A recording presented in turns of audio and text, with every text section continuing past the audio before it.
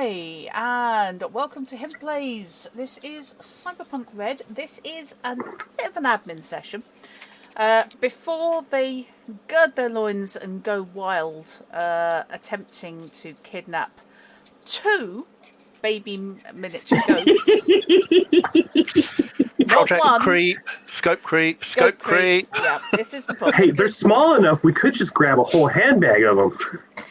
How small do you think they are? Two is enough. Stop adding more to the pile, for God's sake.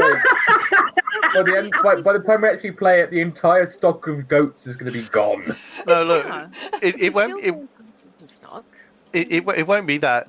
It will be that the project parameter has now changed that we take over the health clinic. That's a brilliant idea. Oh, I love it.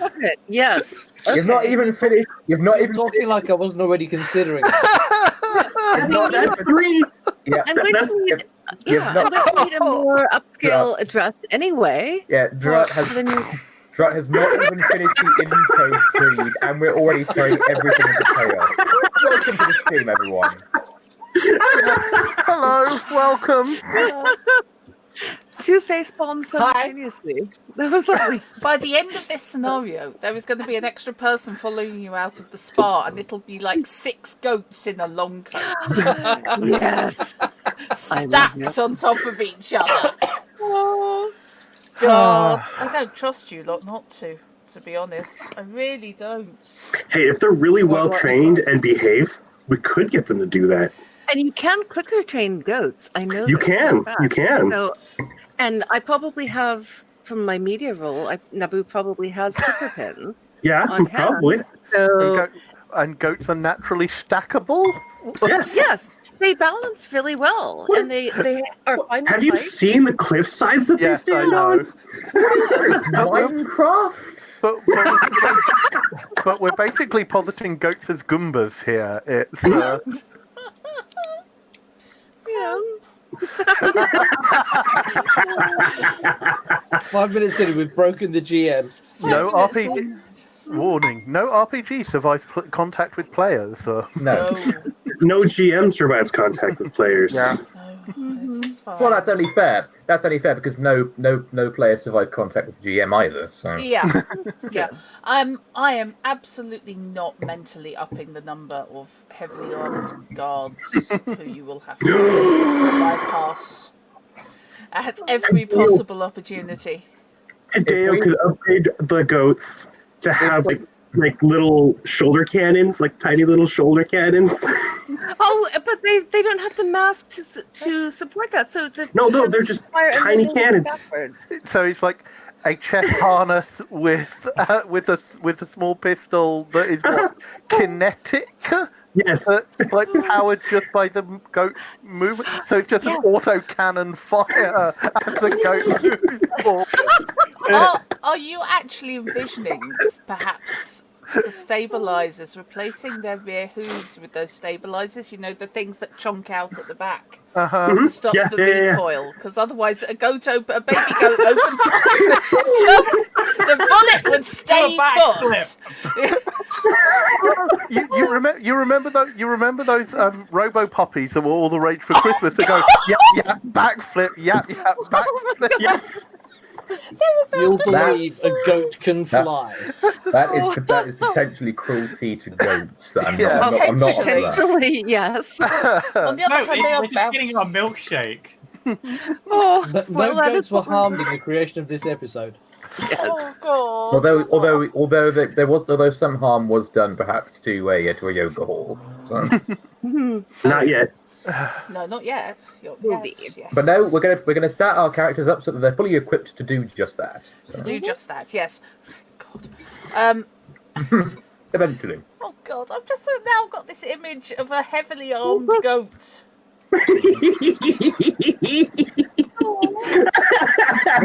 Mission accomplished. And I'm trying to think how it would work without sending it into a flip, because I'm a GM and that's the way my brain works. Obviously, you need stabilizers, and perhaps a railgun, so magnetic acceleration instead of explosive acceleration. Yeah, basically, you want a weapon that's recoilless. Yeah, you need a recoil assassin. Yeah, or you need some way to channel that recoil back into like some kind of shock absorbers or so like a kinetic barrier that will turn that energy into something else, like into a battery or. Ooh. Are we self-powering the gun by its recharging its battery by its own recoil? Yeah. Right. Because that's a fad I've seen in video games recently. They did that basically a gun has infinite ammunition because it's got like the more you move, when you move, it charges a battery in the gun or something. And it's just like, how does that even... Yeah, I think, to be honest, you can tell which developers have those extremely expensive watches that work on wrist movement. Mm-hmm. Yeah. So. Right, okay, so, right, yes, we are upgrading the PCs a bit. We had 2 weeks worth of IPs, improvement points, and you guys have earned 50 points. Between those 2 sessions. They were 2 fairly quiet sessions, so it wasn't that you got completion awards. However, you did all score the role-playing character, so that was 20 points, and also there was a 30 points I was looking at that I liked. So you all seem to come out basically as role-player explorer. It doesn't seem to matter what your actual character is. But you seem to come out as role-player explorer on the character types. I think too much of as a group, too much of our general personalities bleed through into our characters. So it's like, yeah. So it's it's supportive and helpful activities. That sort of thing. And basically, you tricked out to 50 points each. So I just gave it as a bulk thing. Reference the idea came to mind because your mind went to an old cartoon, Dino Riders. Oh God, I haven't thought of Dino Riders in years. I had so many of those toys, like fucking T-Rexes and Brontosaurs, just as platforms for fortresses. Like, Okay. I'm just thinking in terms of the Dinobots, but that's just me. I didn't really get into Dino Riders, but I am vaguely familiar with them. I don't think that cartoon never got much traction in the UK. No, it didn't, unfortunately. Right, so improvement points. If you want to improve skills, you need to spend a number of improvement points based on your next level or rank. To raise a skill or a role ability. So you can upgrade your own role ability, the current one you are improving, because I know at least one of you has already multi-classed effectively. So normal skill improvements, the ones without the ×2, are 20, 40, 60, 80, 100. You can see the progression. ×2 is double that, obviously. Even if you have the improvement points, you cannot skip levels or ranks. So you can't just get paid for what you're going to. You can't start at level 1 and say, I'm paying the 120 to go to level 6. No, doesn't work like that. You have to pay all the intervening stages. Of course. Oh, you also can't do it all at once. It's once per session or so that you can level up a rank. Correct? Kind of. Because at least with roll, if you try and because it's like, oh, I'm all of a sudden level 3 fixer. What? No, that doesn't make any sense. It's development as much as anything. If you've been using a skill, I have no point. I have no point. No, I have no problem. There is no point to me. That's it. I have no problem with ranking up multiple skill levels in one fell swoop, as long as you pay all the points. However, for role, especially if you're changing your role, that is a big deal because you're having to learn something very significant that will completely change your career. Yeah. So for instance, So, for instance, with me adding, or Naboo adding a layer in executive, that would be 60 points to add by the first role ability for for exec and be stuck there until she's actually exected some people. Yeah, well, basically some role play in it, and also getting another 120 IP. Yeah, I mean, let's not extrapolate where the verb exec is actually short for. Yes. Yes. She has to Runner. execute. Surely exec is short for executing. Yeah. Yes.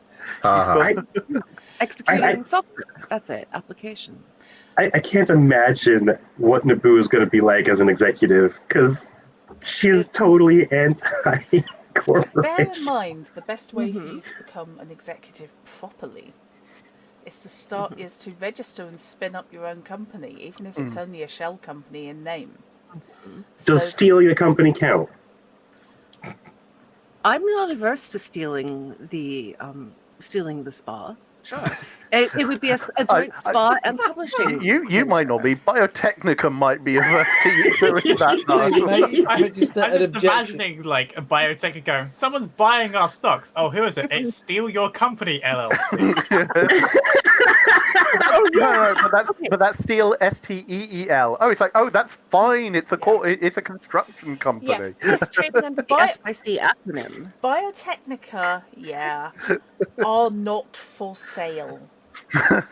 Wait, if you try and steal their stuff, I can see them lodging a 9mm objection. Yeah, if they're going to, they might. Well, they won't even notice. We'll just build a facade out front that is their version, and put a big clothesline on it, and then direct all of the clients around the facade into our actual. You mean into the meat grinder, because that will cover the execing part of your. Yes, exactly. See, I thought you were going to produce yourself, your own news company. Yeah. Well, there's that. Okay, that's the realistic. If you want to be realistic about it, then yes, there will be news and media and so on, but with better clothing apparently, which we don't. So. Yes, because you need to go to meetings, in order to get loans and stuff. Ew. And do deals. But this is where the teamwork comes in, though, because once I assemble a proper team, I can delegate. That's what we are. I love the idea. I absolutely adore the idea that Naboo is going to have to be convincing as an exec so that she can actually do the hiring of a team. And then I'll gradually let them get to know the real Naboo. And then when they resign... we'll start over again. Okay. Eventually I'll come across the right people. Welcome to Steal Your Company. .com. Yeah. The internet does not exist. Thank you, Rash. Yeah. But I'm sorry. I steal your company.com with the very helpful jingle and also it's not with an actual. That in your head, sorry for putting that in your head. It's also not an actual dot. It is spelled DOT, and it's part of the title. Oh, and we can get Dandelion to do an actual jingle for us. Oh heck yeah! It won't be a jingle. It'll be a full-on hit. The company logo needs to have the generic millennial swoosh as well. Oh yes. The what? You don't know what the millennial swoosh is? You know when the like internet bubble started and all the tech company startups happened and they all had the swooshy line on their logo for no reason. Yes, the speed lines, which was how fast they went under when the bubble burst. And definitely put a lot of pressure on Nike's swoosh trademark. Yes. So, what are you likely to be wanting to spend on? Because I know some of you have been hoarding a little bit.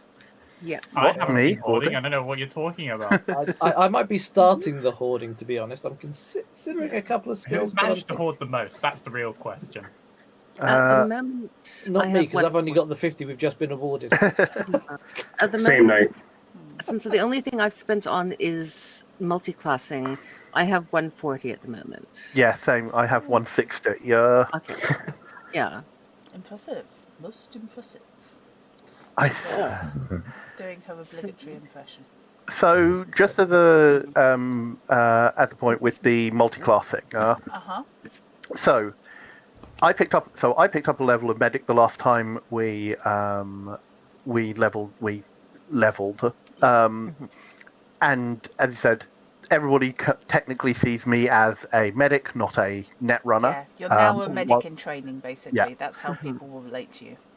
Do I have to stick with the leveling the medic until it gets to the same role level as my net runner, or could I level up my net runner and just stick with one level of medic? Right, let me check that. I do remember when I multi-rolled into Fixer, that same conversation happened, and I have to stick with it until at least roll rank 4. Right. Okay. Until you are average. Until your starting level, basically. Okay, so similar to like old style D&D multi-classing rules. Sure. And then after that, you can rank them up as you wish. I mean, not that, because in order to take me from, in order to take anyone from role level 4 to 5, it's 300. 300 IP. This is why I'm considering hoarding, because I need to get my nomad up to 4. Yeah. Same. Yeah. So, I mean, in lieu of anyone else, then I might as well go first. So Renriti is panning out more or less as I expected, in terms of both like personality and play style. Mm-hmm. I'd really like. So he's built as a little bit of a jack of all trades. He's got a lot of varied skills, many of which haven't actually come into play. Most of it has been reliant on his electronic security tech and things like that. And putting which is already at 6, and to actually upgrade that any further, I will need 240 points to take that just to level 7, which doesn't really seem worth it for 1 point. Yeah, that's fair enough. I could bolster a few of the smaller skills, which is kind of appealing, but I suspect what I will actually do, and I think the most, and here's the gamer side of me, the most efficient or effective use of my points at the moment is actually to buy medtech level 2, which is 120, because that will also give me the points to spend on getting the pharmatech skill. Okay. So I think I'm actually going to do that. Just thought, with the mission that we're going into, you're obviously going to be doing more the cyber deck. Yeah. And last session was an introduction to that. Are there any skills that you can improve to adjust for your deck? No, because the only thing that runs off is is the interface rollability. So that would be to boost Netrunner. I see. Unfortunately, there aren't none of your other skills affect your cyber running skills, which is a little bit of a shame. But in that case, how much would it cost? And I know we're doing advancement as well, but how much money would you need to get some more cards for your deck? Because I wouldn't mind, or Dandelion wouldn't mind. Yeah. And Dandelion wouldn't mind lending you money just to help out getting your deck more. Yeah, I was thinking about potentially also spending some money to improve, because obviously that first net run meant I encountered some black ice. So it's Biotechnica are probably going to have more secure systems than that. Do I actually need an attack do I need a better attack program? Spoiler free, yeah. Okay, so what I will do is I will do this while everyone else is talking. I will go and then look up prices on what better attack programs I am going to look for. You can message me on the chat or in DM to work out how much you need. If I need any cash, cool. Because I've got a bit of cash because we did get an advance on our payments. So I have got money there. Yeah. Programs, just updating on that. Programs are tools and network uses to fight, protect, and explore the electronic realm. Yeah. And make you look cool in VR. Well, yes, there is that. I like the little descriptions of what they look like, what the programs look like, and they don't actually cost a huge amount. The base levels, you're looking at 20 EB for a booster, 50 for armor, and 50 for banhammer. So if you want better. Yeah, like I've got Banhammer. What I need is an actual Black Ice attack program, or a program that will deal proper damage to Black Ice. I do love the icon for Banhammer, which is a giant glowing white sledgehammer wielded by the Netrunner. Yeah, which is what I was describing when in our battle last week. It sounds like something out of Toon from the sort of the Acme sledgehammer. Oh yeah. Yeah, I'm like I think I'm kind of describing it as a cross up between Toon and Tron. Torn. Sorry. No, that's a Natalie Imbruglia. Sorry, that's a Trina Rhine song. Sword. Well, technically that's a cover as well. Yeah. Sword would do it. That's 50.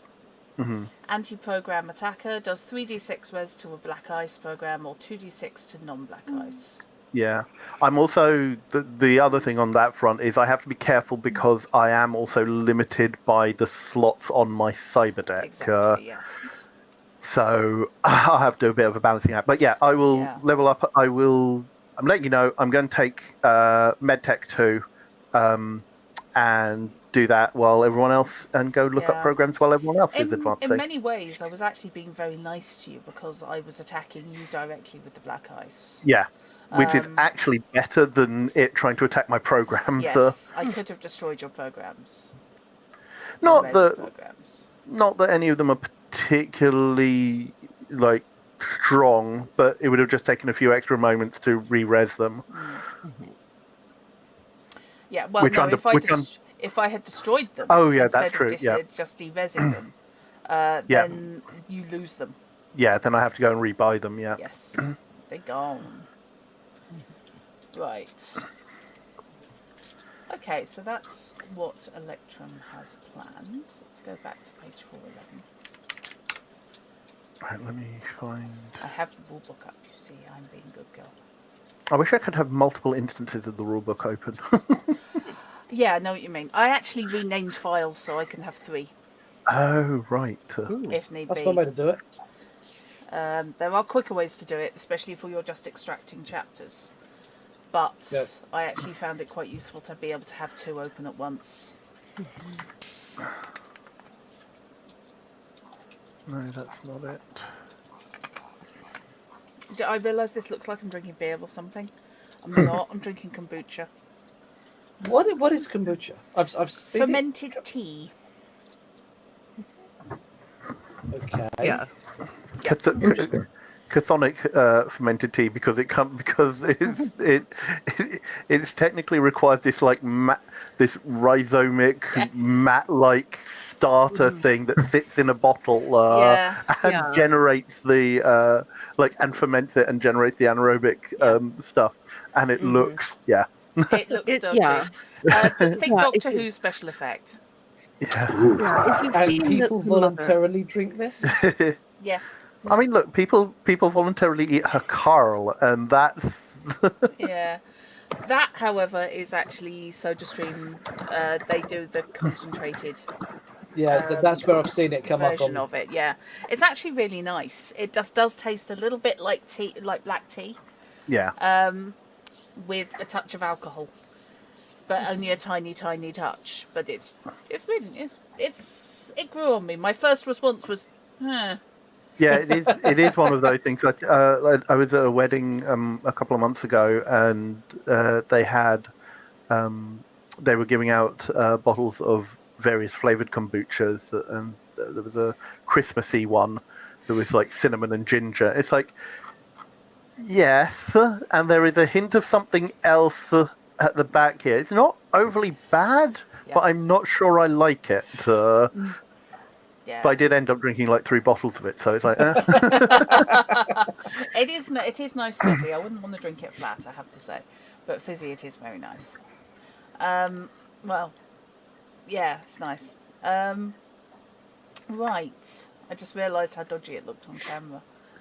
So, I mean, there's no rule against drinking alcohol on camera. No, there isn't, but it does if you're downing it from a litre bottle.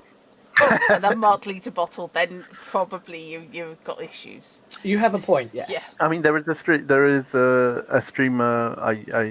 He used to stream more often than he does nowadays. But he's teetotal, but he drinks his water out of a litre vodka bottle. Fair enough. So while we're talking, I just paid the premium membership for the Cyberpunk app because I realised I had not done it. Cyberpunk Red Companion, I just paid the £4.79, which it is well worth it. All the GM tools are premium. Ooh. But it does give me access to an awful lot.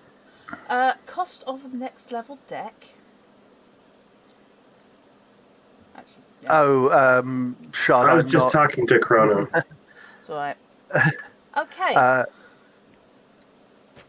No? Yeah. No, go ahead. Other folks level. Yep. Okay, so who's next?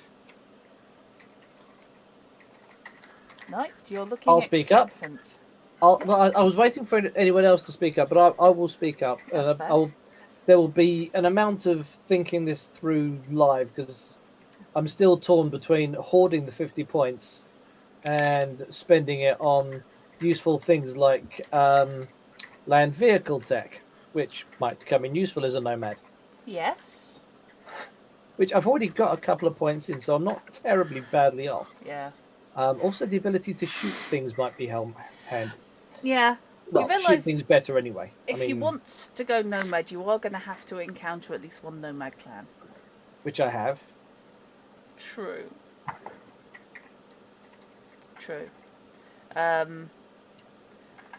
It's probably going to require multiple instances of contact. God, drop. Everything's combat in your world. Yes, your games are very definitely tended on those lines. I mean, absolutely. The nomad part itself, you cleared last time we did this, which is why I've got no points left. So that bit's done. I'm just sort of enhancing things and looking to go more in line with the nomad lifestyle, basically. You can make the contacts, but living the nomad lifestyle is the next step on which you would need to put some more contacts into as you improved your character in that role. Absolutely. Yeah. It's not something I know you wouldn't sit at home and expect to go, yes, I can now drive really well. No. Not how that works. Okay, so you're still... in terms of how the characters panning out, they're panning out pretty much as in terms of role, what they do and where they're going. That's largely how I saw things going. That's fair. Ultimately, what they want to do is either become Trauma Team or something equivalent to Trauma Team. Now, they're never going to recruit an edge runner. No. Therefore, we'll just have to go into competition. Oh, yeah. Only in different sectors. Yeah, going into direct competition with Trauma Team. No. But competition in different sectors. I mean, there is already... They don't often go into the covering of edge runners for obvious reasons. Edge runner insurance. I mean, there is already like the CP Red Book does detail one company which does operate as effectively a thumbs up to trauma team in Night City. Yeah. So you would imagine that there are probably also local smaller ones, operations that deal particularly with like red zone, hot zones and such. I mean, we do style ourselves a local trauma team. Is that causing or healing trauma?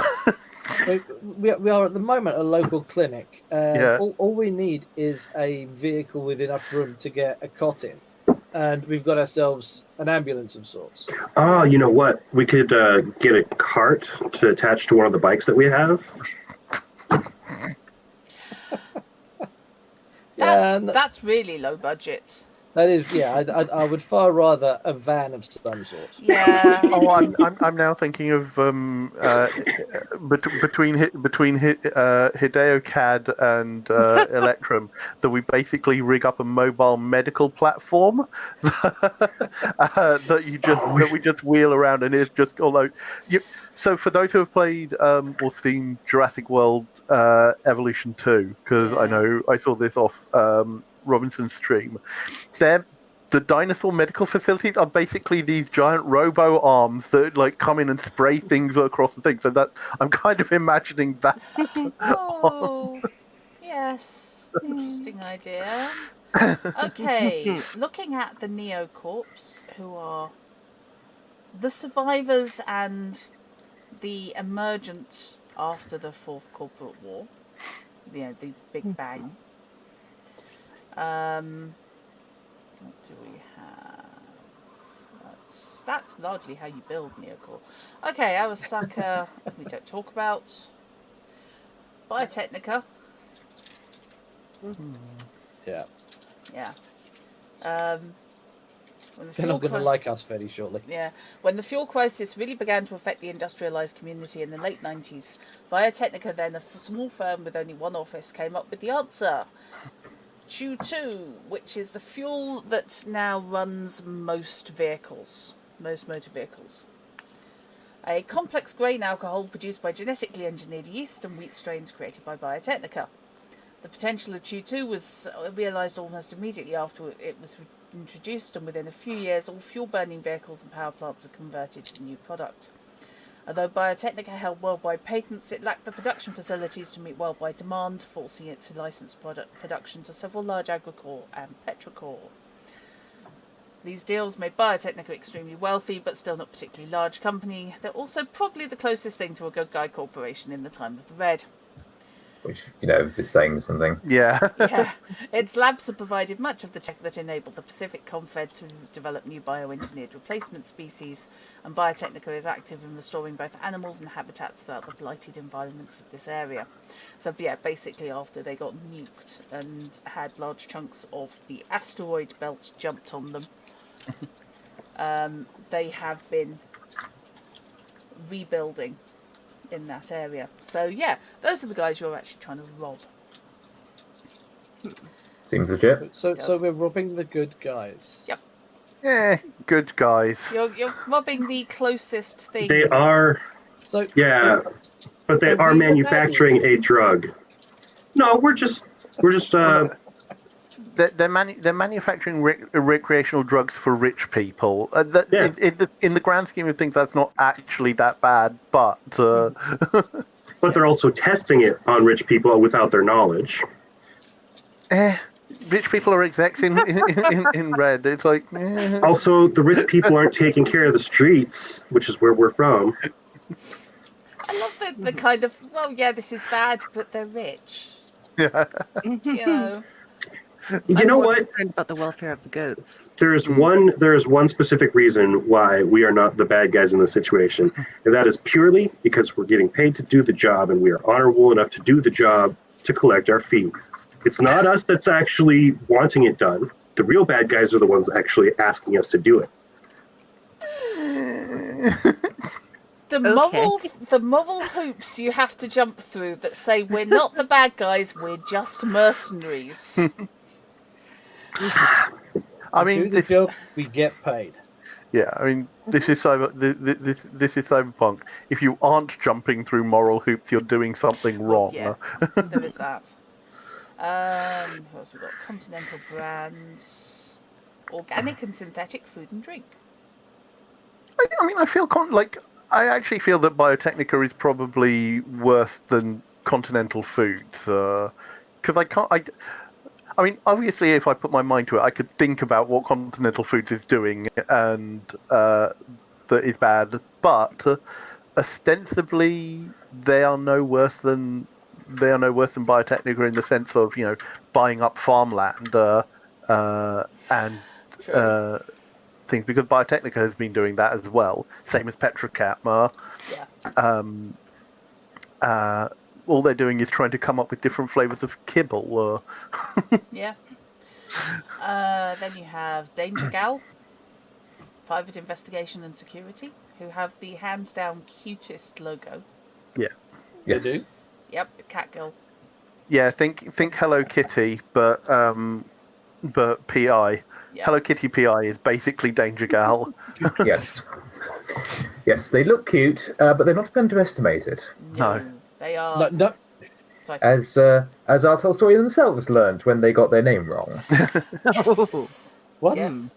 The initial rulebook release had them as Danger Girl. But Danger Girl is actually a Image comic from the 90s that's still going. So it was. I don't know anyone got threatened, but I think there was preemptive action taken to avoid anyone annoying Marvel. Yes, but yes, it was played off in the errata as a joke, basically saying that we apologise and acknowledge our mistake to Michiko Sanderson and Danger Gal for getting the name wrong. Please give us our loved ones back. We missed them. Yes. So they are now Danger Gal, as they always have been. Yes, always. Yes, always. We know this. Yeah, Old copies of 2020 are currently having Tipex applied as we speak. Yes. my hard copy has been amended. Yes, by hand. But yes, they.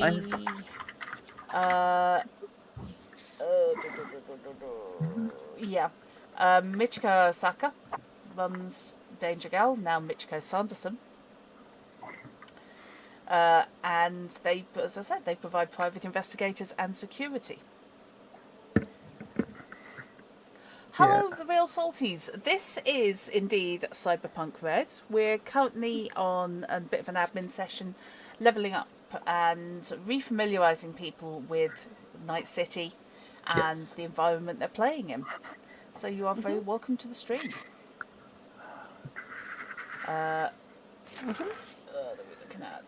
Danger Gal is a carefully constructed fiction with well-heeled clients and socially prominent people who are rich.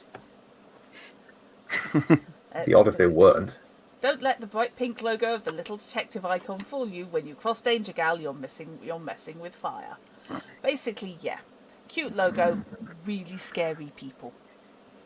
You've never played anything like this or even D&D. Oh, fair enough. You're completely new to role-playing.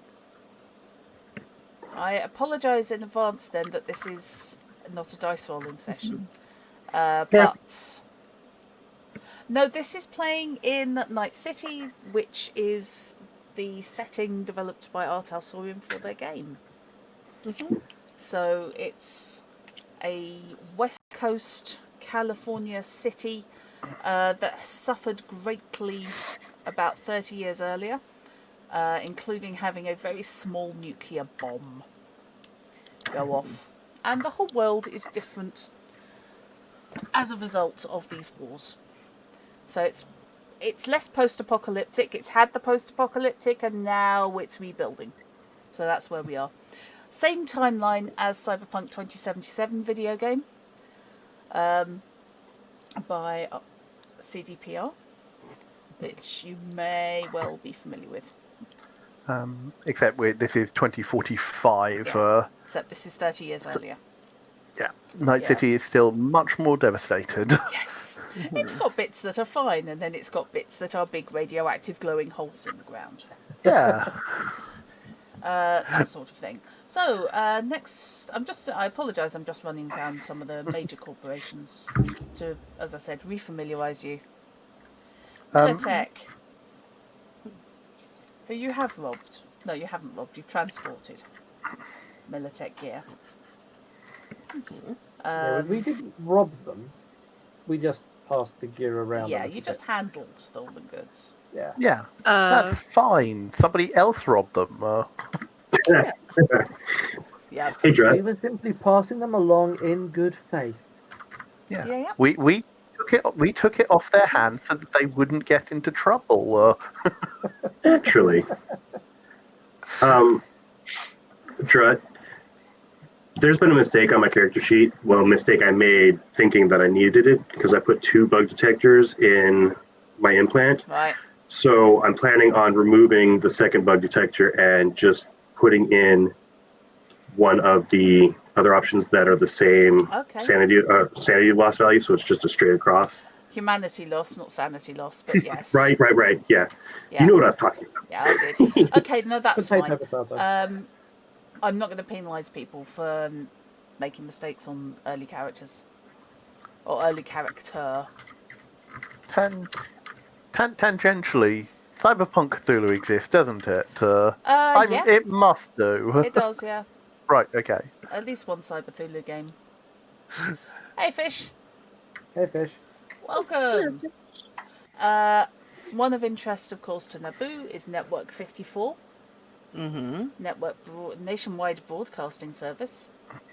The wavelength monopolizer operating on the same frequency across the country. No matter where you go, Network News 54 is on Channel 54. Offers many diversions in addition to news. Each regional office offering a slightly different schedule to its district, with syndicated series, non-primetime movies, and independent local news programs.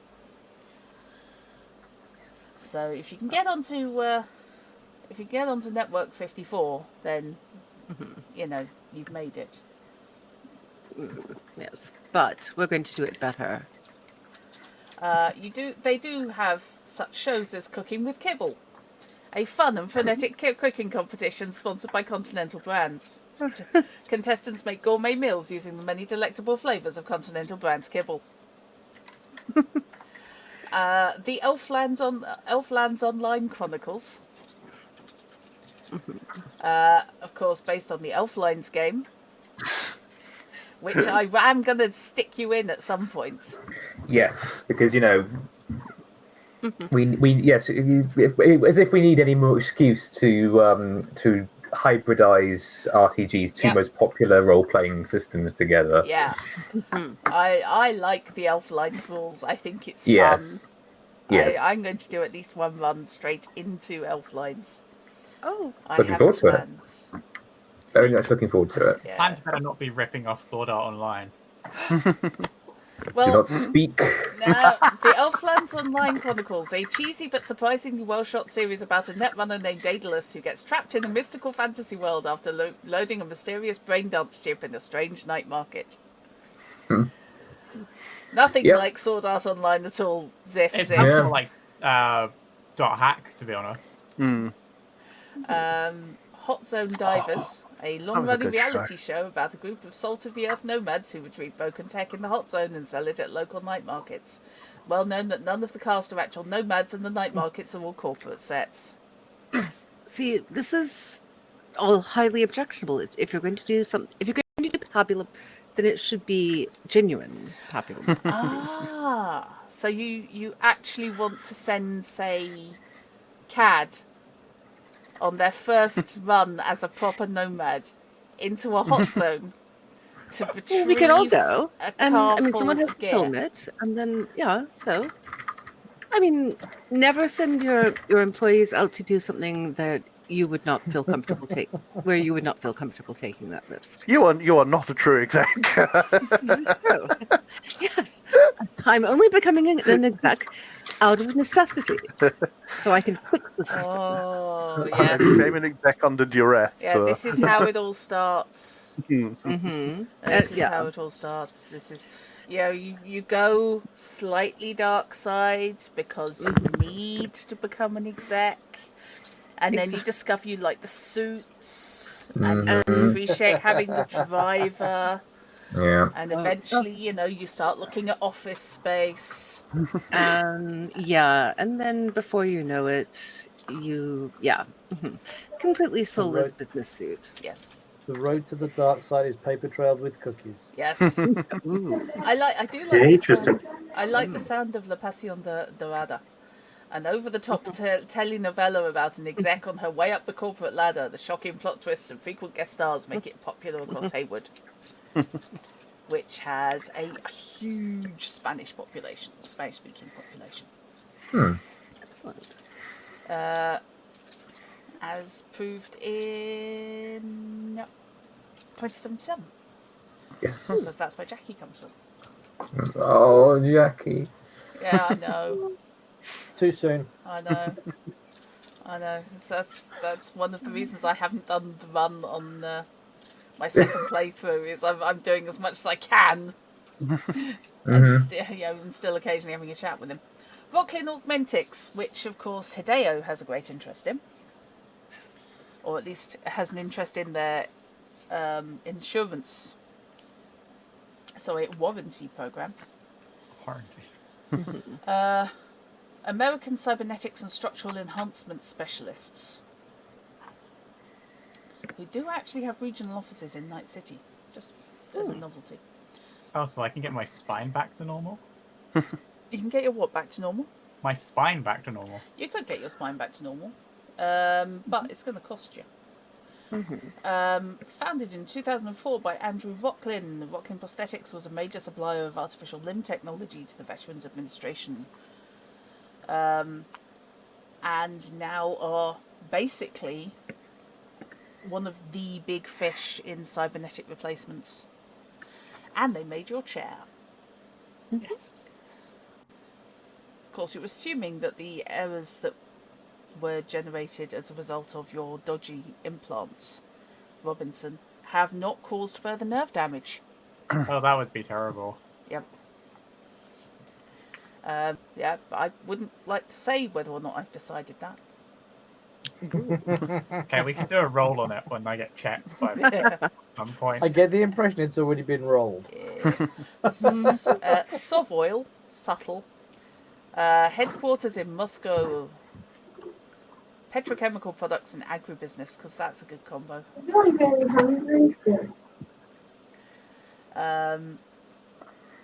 Which is run by the Neosovs. So they're another producer of Chew 2. Beginning to move into aircraft, computers, synthetics, Chew 2 power systems, and general agriculture. Because, of course, petrochemical and agriculture, like that. Yeah. Deadly rivals with Petrochem because, oh, look, what started the Third Corporate War. What started the Third Corporate War, yes. Was it their one that started the Fourth when then one of them got Militech and one of them got Arasaka? I can't remember whether it was the third or the fourth. I need to look. I think it was third, but I would need to look that up. Basically, everybody else puts their heads down and the corporates blow the crap out of each other. Yeah. Trauma team. I feel the whole ambulance and paramedic service that lists their, what they do, doesn't really cover it. One of the largest private medical firms in the world. Equipped with top-line AV vehicles. That's like pin. Trauma team provide an essential service, recovering wounded clients from the field. They have jets, they have aerodyne vehicles, they have an awful lot. And they work out of franchises. Basically, trauma team look after their clients. They can pitch up, if need be, in power armor, depending on where you need evacing from. They tend to come heavily armed, and they don't give a wet slap about anyone who doesn't have a trauma team account. Well, of course not. No, obviously not. So, yes, they are the ones who will get you out of trouble, but if your payment lapsed, you're not going anywhere, mate. Check his wallet before they check his pulse. Exactly. Not all these patients can afford Trim Team's high response rates, but groups of edge runners have been known to chip in to buy a single card that they break to call in the trauma team in the hopes that the paramedics will at least patch the rest of the team up. Good luck with that. Yeah. Ain't gonna happen. I just had a vision. Trauma team gift cards. Ooh. That's not a bad idea. It's not, is it? I rather like that. Good for a week. That sort of thing. Or good for 24 hours. Actually, it would have to start at 24 hours, and you could probably do it for a week, a month, 6 months. If you're doing it for a year, then you're into their subscription service anyway. Yeah. If Naboo's corporation picks up and we're actually making money that way, gift cards for special clients of Trauma Team. Well, no, it would be gift card for whatever service we're operating. Yeah. Right. Yes. Yeah. Yes. But there's the one I was actually after, which is Ziggurat. Backbone of modern communications and data infrastructure, so ZChat. Ziggurat seemingly appeared from nowhere in 2030 with a plan to transform the old fibre optic data terminal network into a new system and restore cheap and reliable communication across the whole of the Metroplex. With a grant from Nightcore and buy-in from the fractious City Council, the brand new CityNet was up and operational within months. They further increased usability by overlaying the CityNet with the first data pool, an open protocol for displaying and sharing data anyone could use.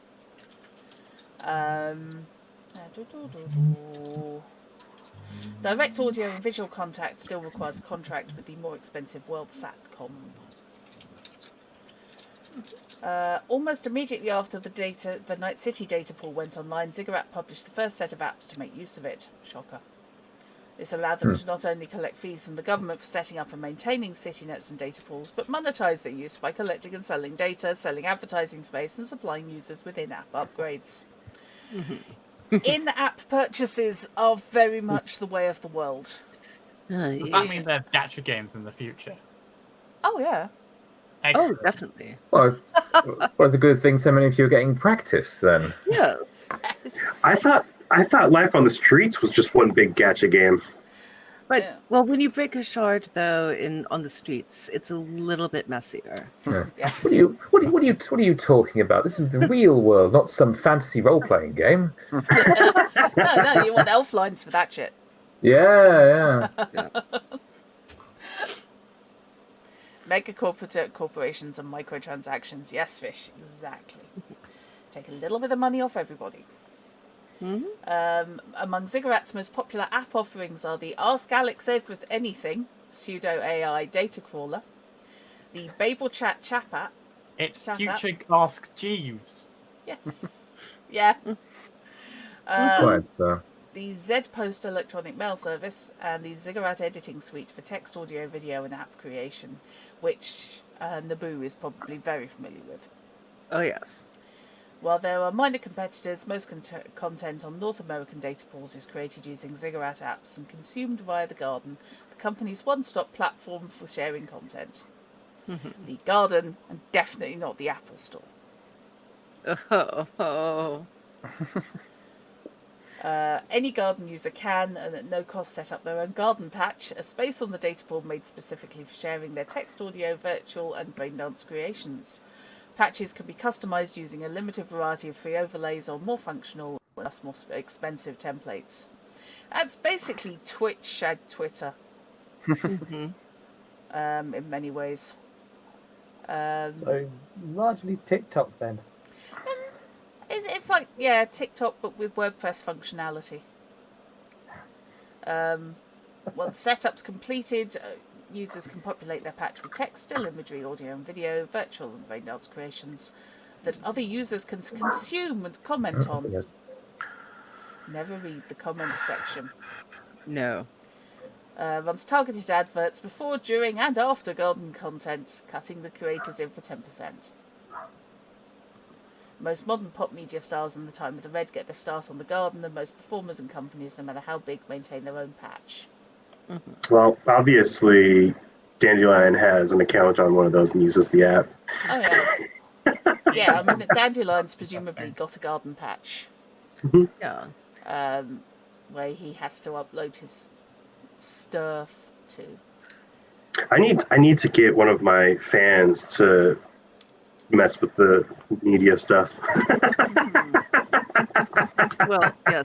Well, Naboo does have her own garden patch as well, and might be available to do some media work in barter, if Dandelion needs that.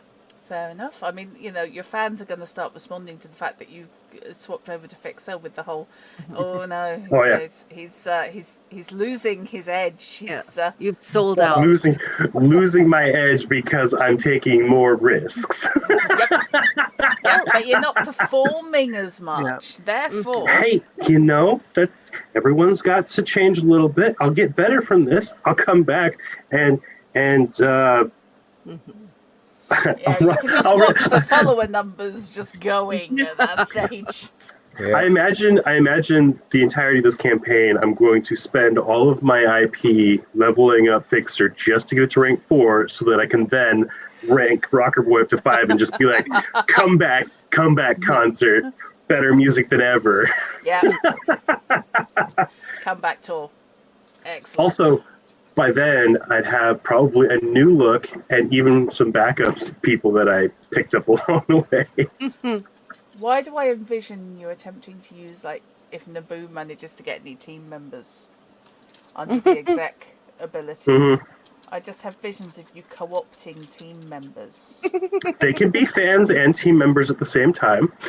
And if they're skilled with instruments, I could also hire them. There's no, what's that? Conflict of interest, because it's 2 different jobs, so long as they do their jobs. And are you familiar with the Robert Palmer video Addicted to Love? Because now that's how I'm seeing executive assistants standing there with guitars. That is fantastic. Yes. And I promise to give you very competitive rates for using my assistants. No, I'd be paying them on their off time. There is no such thing. Yeah, that's what I was. That's assuming that they ever have off time. Yes. Wow, you're a black company now? Yep, she's going full corporate. Yep. And here we thought she didn't like the corpse. No. I don't like it when they do it. When I do it, it's. She doesn't like it because they exploit her. Yes, I am not exploiting people. I am making things better. Yeah. Clayton. Hello. How are you thinking of Duck these days? Because he hasn't had a lot to do since he turned up. He's sort of turned up and observed. Yes, he has unfortunately been quite quiet, as is part of his nature. Yeah. In terms of, I still think, because I've spec'd him out for things like melee and stealth, I still primarily see him as being, if he's going to be a solo, it's going to be the kind where it's about sneaking up on the enemy or sneaking through an encounter rather than a straight up fight. Which is a good thing, because that's actually kind of what I tend to write anyway, so that's fine. I think in terms of his involvement with the group, I think certainly once this mission's over and he feels more comfortable being a part of this group, that that Tremaine has signed him. Yes, he'll be more willing to open up to them and get a bit more conversational. Plus, of course, there's the fact that obviously my being new to the group also means I need to try insert myself into conversations more with this wacky bunch of big personalities. Wacky? Oh my god! Yeah, I suppose technically. Would you prefer something a little bit more flattering, perhaps eclectic? But no, probably about right. Yeah. So yeah, that's where I see him. And in terms of how I want to improve him this session, I think I'd like to up his conceal reveal object, because that's 0. I'd like to actually give him a chance to be able to, conceal and reveal things properly, especially if he's going to be again, speaking about being able to conceal a pistol or a knife would be quite useful. Yeah, or a goat. Or a goat. I was about to say. That's harder than a knife or a pistol. Yeah. Also, and I also want to up his because of the way I statted him up. I neglected his interrogation skill, which is something solos usually have a couple of points in. So I put a point in that, and that I think covers all 80 of the improvement points that I have total. You have already. Can I just ask? Have any of you got personal grooming and wardrobe and style? Because I'm fairly sure Dandelion does. I also have the 3 tattoos, so I get a +2 to that. Oh, nice. I have 8 total in personal grooming and 6 total in wardrobe and style. Okay. Yeah, I have I'm that base on my 4 list. on all of that. So I'm base 6, but thanks to having some tattoos, I've got +2 to wardrobe and style. Mm-hmm. Right. Well, there's the answer. I'm base 9 with both of them, and thus +2 to that, so it's 11 for me when I'm rolling on those. Yeah, I feel Hideo and Electrum are very similar, but in kind of slightly different axes on that style side. Because Electrum wants to be stylish, can't afford it, and doesn't have the charisma to pull that off. So he ends up being a fade into the background non-entity. Yeah. Whereas I think if I'm reading Hideo right, he doesn't care. Pretty much. It's more convenient to not have to worry about it. Tell me Hideo does not have 15 identical sets of t-shirt and jeans. Have you not noticed recently, like when I stream, I always seem to be wearing the same shirts? You say 15 identical as if it's not a good thing to have that. I'm right with you, Molly. I was going to say the same thing. I'm making no See, the comments. reason why I always end up with the same shirts, though, is because I want to buy one, and I'll find one that fits, and they'll be like, buy 3 for the price of 2, and it's much more convenient just pick up 6 of those and just go, alright, that's it, job done. Yeah, I'm sorted.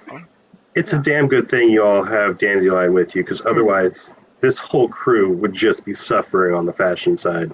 Yeah, I have no points in personal grooming or wardrobe and style.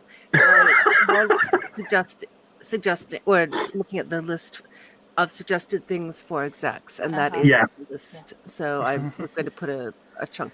Yeah, basically, I have my list of things that I want to add to, but I need to know whether they are regular or difficult. Okay. If you look at your character sheet. Yeah. Okay. On the skills, it does list ×2 for the double cost. Okay, so it's not a GM decision that, for instance, accounting for Naboo would be super hard. No. Okay. Oh, okay. Well, that's not bad then, because I was thinking bureaucracy and Naboo would be a difficult combination. But okay, that's only 20 then. It might be, but not by system.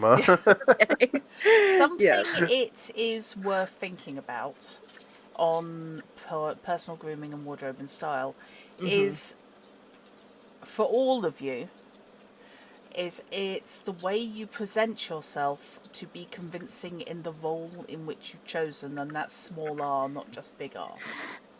So if you are hired by if you're auditioned effectively by a corporate client and they arrange a meeting for you, and you pitch up looking like you recently crawled out of the reject bin at your local charity shop. I don't know anyone who would like that. Possibly, either they might not take you seriously, or you might not get offered as good a rate as someone who knows that even if their preference is, bag lady chic, that for this one, you need to deploy the hair gel, you'll need to deploy the one suit jacket you've got, steam it on you, that sort of thing. Yeah, I wonder if I wonder on that basis if I should, Electrum probably should have spent more, should have spent some initial points in Wardroom and Stole. It's just my cool is 4. Yeah, My cool is even lower than mine. My cool is 6. Wow, Yes. that's pretty good. It's based on on empathy, isn't it? I thought I was the. Oh no, cool. Sorry. Yeah. Cool actually is a stat. Yeah. Okay. So I okay, then I have my list of things that I'm adding to, and I have 20 IP left over. Yay! And I'm hoarding that for next time. I'm adding business, well, no, wait, nope, because I have education already, and okay, so I won't have that. So I will have 40 left over. Okay.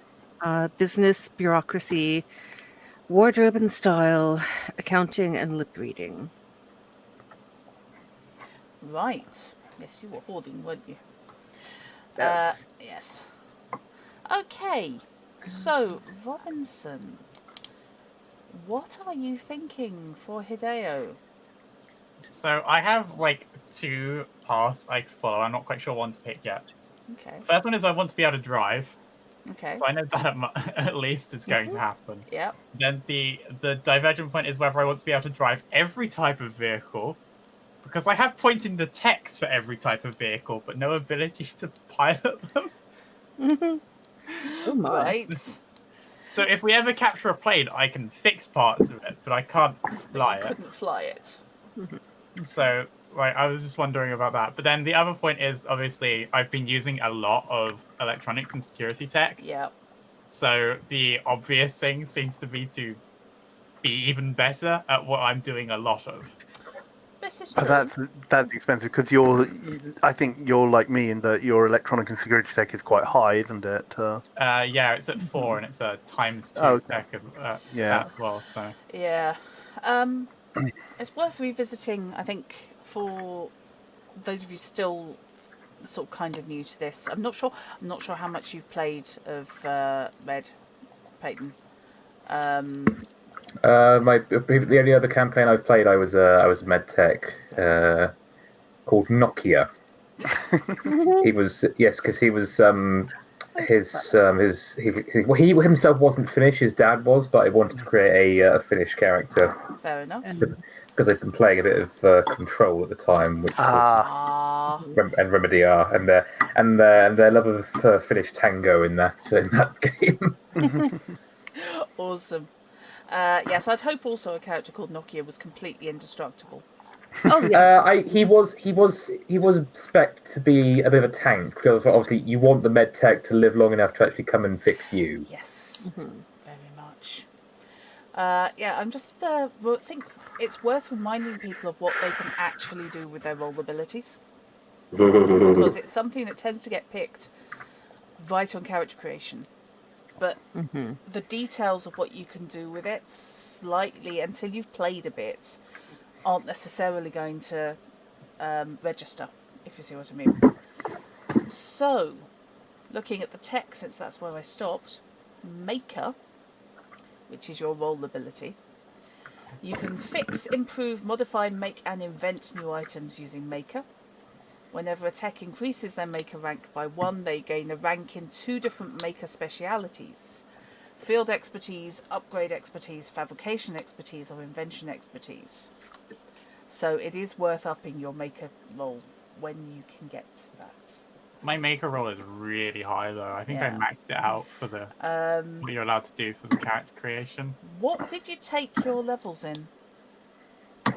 I think it was, I didn't split them exactly. I wrote down what ones I wanted to put them in, but then never put what points in what. Okay. Because I wanted to make a railgun, and I was just like, I'll put the points in what I needed for that. And I got bloody railguns! I really want a railgun, okay? Yeah, you want a chair-mounted shoulder railgun. Yes. Yeah. You know, willing to test it on the goats. Well, I mean, railguns are no recoil because it's all magnets. That would work on the goats. You could make a tiny one. Oh my god, tiny little railgun. Yeah, we got there a while ago. I know. I'm back to it. Are you looking at panniers? You'd have to have two, because otherwise they're going to spin in a circle. Yeah. Okay, so what you can do with those field expertise, this is so long as you've got a rank in it, you can try this. You are a valuable asset, apparently, especially when something breaks down at the wrong moment. Add your rank in this speciality to basic tech, cyber tech, electronic security tech, weapons tech, land, sea, or air vehicle tech for any non-maker speciality purpose. Additionally, instead of attempting a lengthy full repair, you can elect to temporarily repair your target to perfect condition in an action. You can add your rank in field expertise to this check. The jury rigging holds for 10 minutes. Basically, it's the duct tape and chewing gum option. I have a question about that. Not that it affects my character, but if he temporarily jury rigs something with gaffer tape and chewing gum, yep. After 10 minutes, is it in a state of it will never work again? Let me just check. After which the item returns to the state it was in before you jury rigged it. Except it cannot be jury rigged again. Not as bad as it could have been then. No. It can be fully repaired. After which, if it goes pear shaped, then it can have jury rigging again. But yeah, it doesn't balk it completely. Upgrade expertise.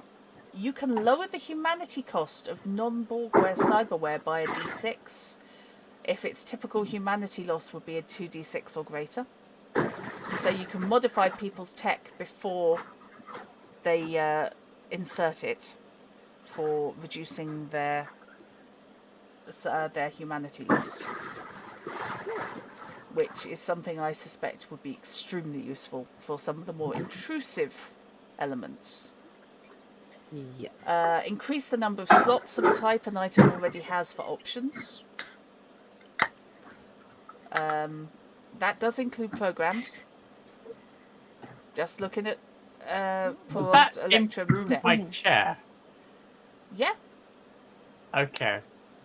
You can only up it by 1, but you could indeed get yourself an extra hard point, for example. An extra option on the feet. Grant a typically non-concealable weapon, non-concealable one-handed weapon, the ability to be concealed.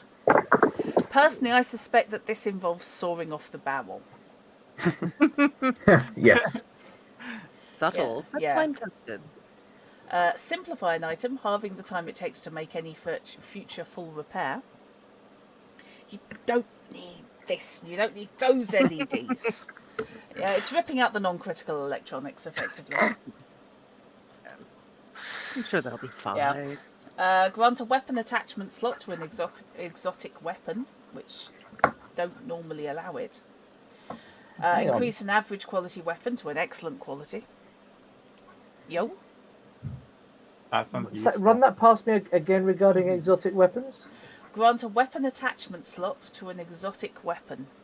Yes. What does a weapon attachment slot do?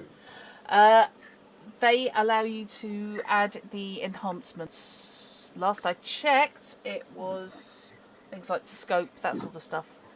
Yeah. Basically. I'm assuming that my railgun will count as an exotic weapon when it's built.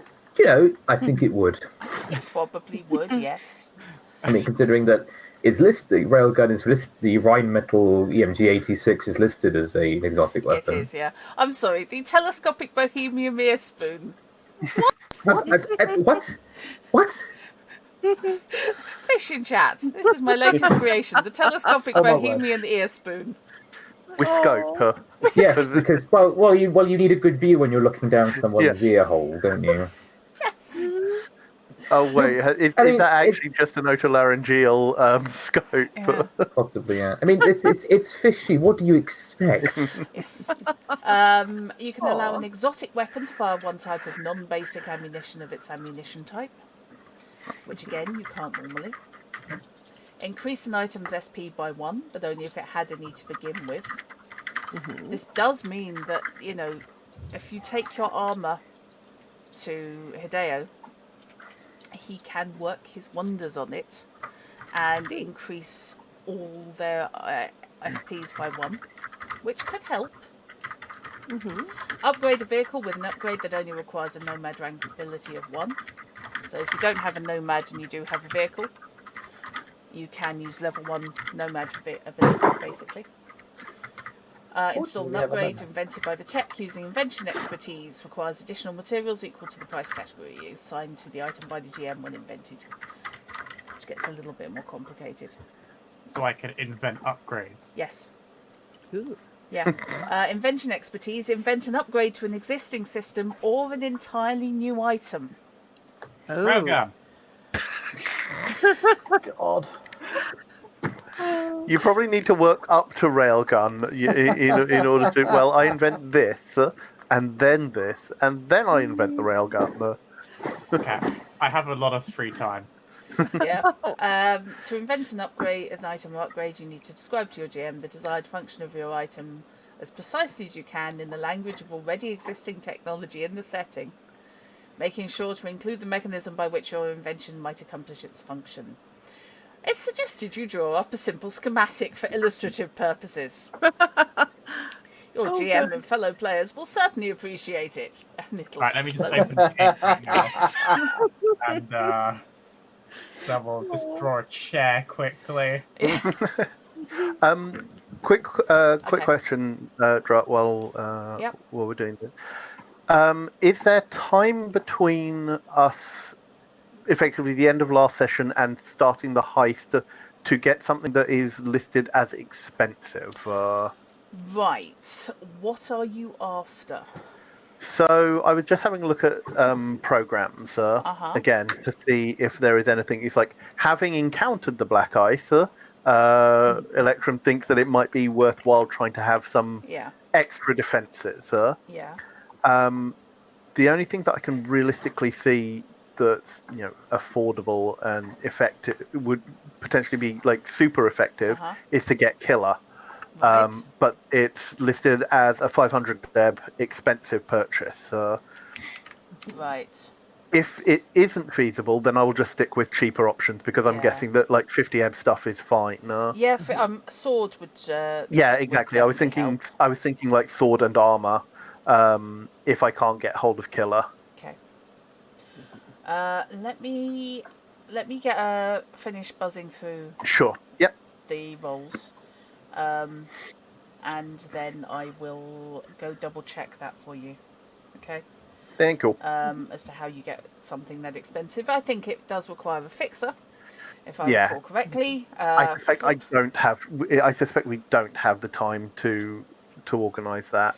Shard might be able to have a punt. A punt at what? Sorry, I was reading. Doing fixer thing. I am doing the fixer thing. Yes, but whether you'll be able to or not, I'm not sure. It might be beyond you. So yeah, that's invention expertise. So basically, it's worth bearing in mind not just the skills you've got on the paper, but what the role abilities let you do over and above those. Medtech.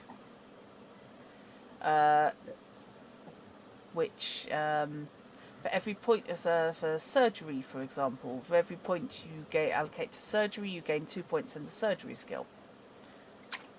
To a maximum of 10. Because you pick a speciality every time you upgrade your medtech rank. Yeah.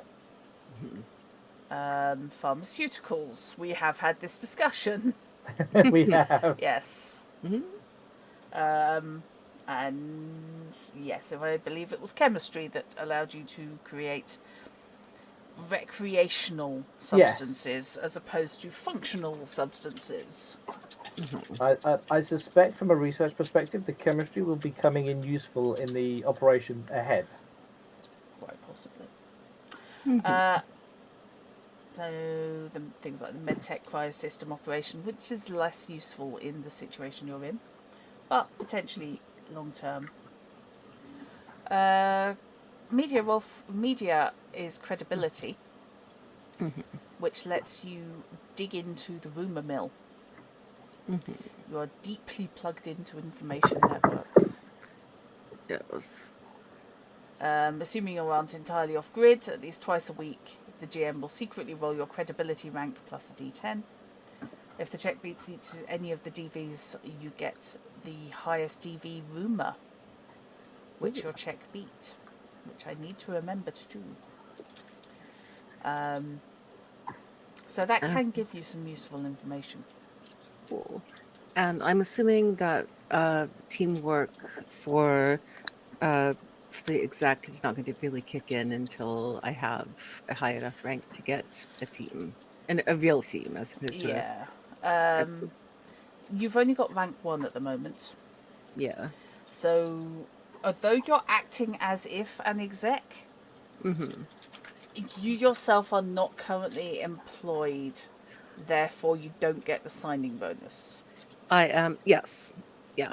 I am self-employed. I am starting my own company. I have not actually, or corporation. Have not actually, gotten any of the perks yet.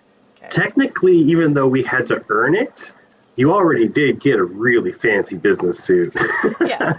I mean, as a gift, the exec is given the suit comprising of a business wear jacket, top, bottom, and footwear that identify them as a member of the business elite. You cannot resell these without raising suspicion. RFID chips are indeed a thing. They've got half it built into the seams of the clothing. Wow. Awful lot of shops do that for products anyway. If you're good, they're in tags. If you're not, they're actually built into the label. True. It's to stop shoplifters. Yeah. Allegedly. I wanted to make people feel paranoid. So yeah, you basically scored yourself a level 1. Has he actually done it? Yes. Oh, yes. It's wonderful.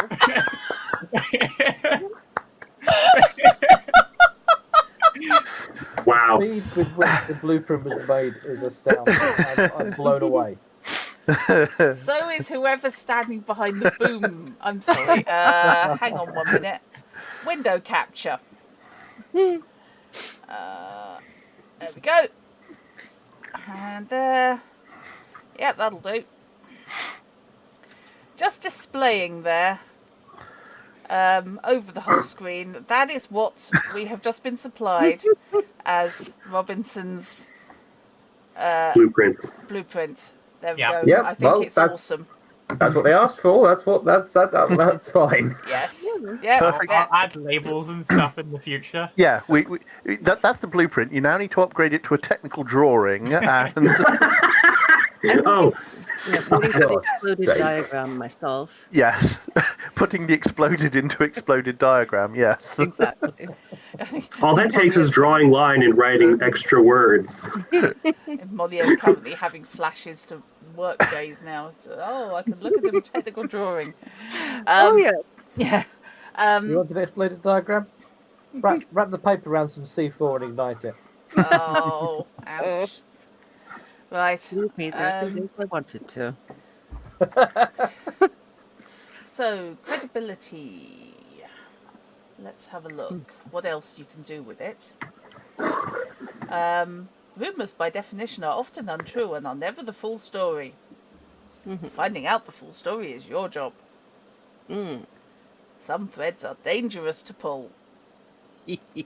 Like good threads. Yes. Access sources represents those you can reasonably get in touch with, interview, or otherwise gain information from. Audience is how many people believe your stories. Believability is how well your story audience is how many people your stories or exposés can reach. My apologies, I started reading 2 sentences at once. Believability is how well your story or exposé goes over with your audience. The higher your credibility, the more likely people will believe something you've written or broadcast. You roll the D10 based on your believability when you publish a story any time you want to find out whether an individual or group of individuals believed you. Okay. So that is worth remembering. Luck can never be spent on the believability check, just saying. Oh. That's a shame. Yeah. You cannot get lucky.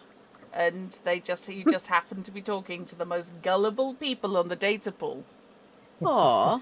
Who are a member of all those groups. And who click through those ads to Ebony. Okay. I installed that actually by just purely to see what the hell it was. It's actually not terrible, but I have uninstalled it because there's a limit to the number of notifications I'm willing to deal with every 5 minutes. When I forget. game is closed. How do we get luck back? When does that happen? Every session. Okay. Renews every session. It's like The Witcher in that regard. Okay. I keep forgetting about luck as well. So. Yeah, I mean, mine's been at 0 out of 6 for the last 4 or 5 sessions, and I just haven't even thought about it. Oops, sorry. It is like Witcher. It's a renewable resource, and it renews every session. Yeah, I have so few luck points that I keep forgetting to eat. Also, not really been in. Oh, actually, would have been useful last Sunday. Probably should have. Yeah. I have 6 luck, and I keep forgetting to use anything. Yeah, just remember that if you haven't used it by the end of the session, you're not going to get any more. Yeah, but you're also not going to lose if you. It's not a, so. But bear in mind the way Fish plays Witcher. You just think of how Hamus acts, which is fine. Last roll of the session, all the luck points go in. Oh. I'm not saying that's how it should be used. I'm just saying it does work. Well, it covers the fact that people tend to forget about it through the session. Then there's this really critical role at the cliffhanger moment. Yes. I've got luck. Or you have a set of players who are resource use averse and Yes. in computer games but you might need it later. Yes. There's no point taking the healing potion now. Oh wait. You lot would do no good at all in Alan Wake. No, I don't want to use my battery yet. That's all game. Yeah. Well, there's a sequel coming out, so that might be it. I know. I am excited. I'm most excited because I'm a complete fanboy. I'm most looking forward to Space Marine 2 because I love the original Space Marine game. I can understand that. It looks cool. It does. It's not necessarily my gig, just purely because I'm not very good at it.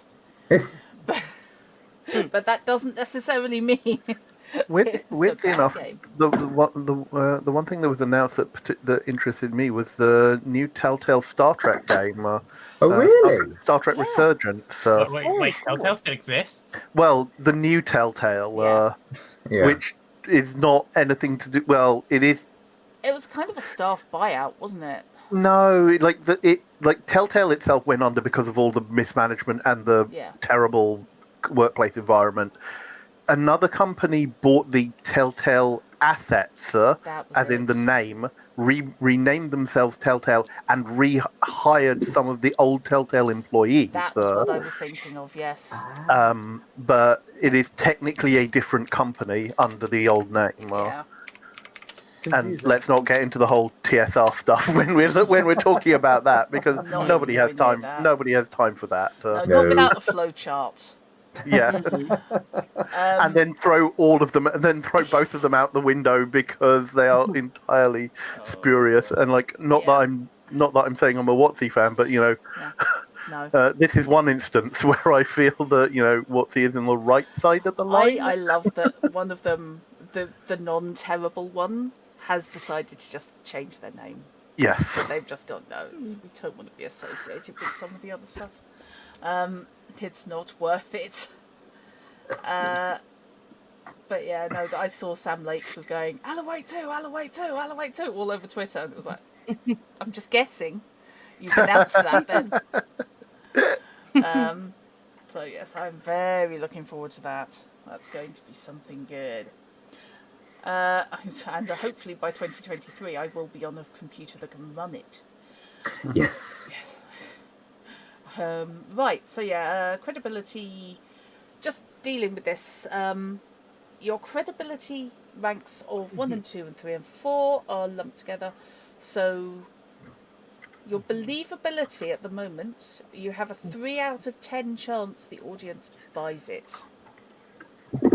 Yes, and I have not fully I've not really fully exploited that in trying to sell them on completely ridiculous things. You're well known as a contributor on the local Scream sheet or data pool. You are a blogger. You're not quite an influencer, but you're definitely a blogger. Blogger. And change created by a story or scoop has a direct effect. Local small-time bad guys get arrested or thrown out of power, and justice is served. Yes.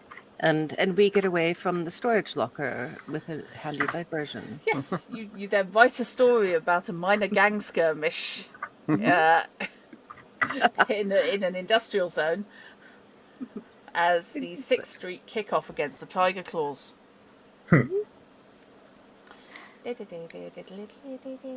Sorry, that is... I'm sorry, every 6th Street vehicle has that horn. I'm sorry. Yep. As far as I'm concerned. That is what it sounds like. You can See, tell that's kind of now put me in the mind of like singing Tiger Claws to the tune of Tiger Shoes.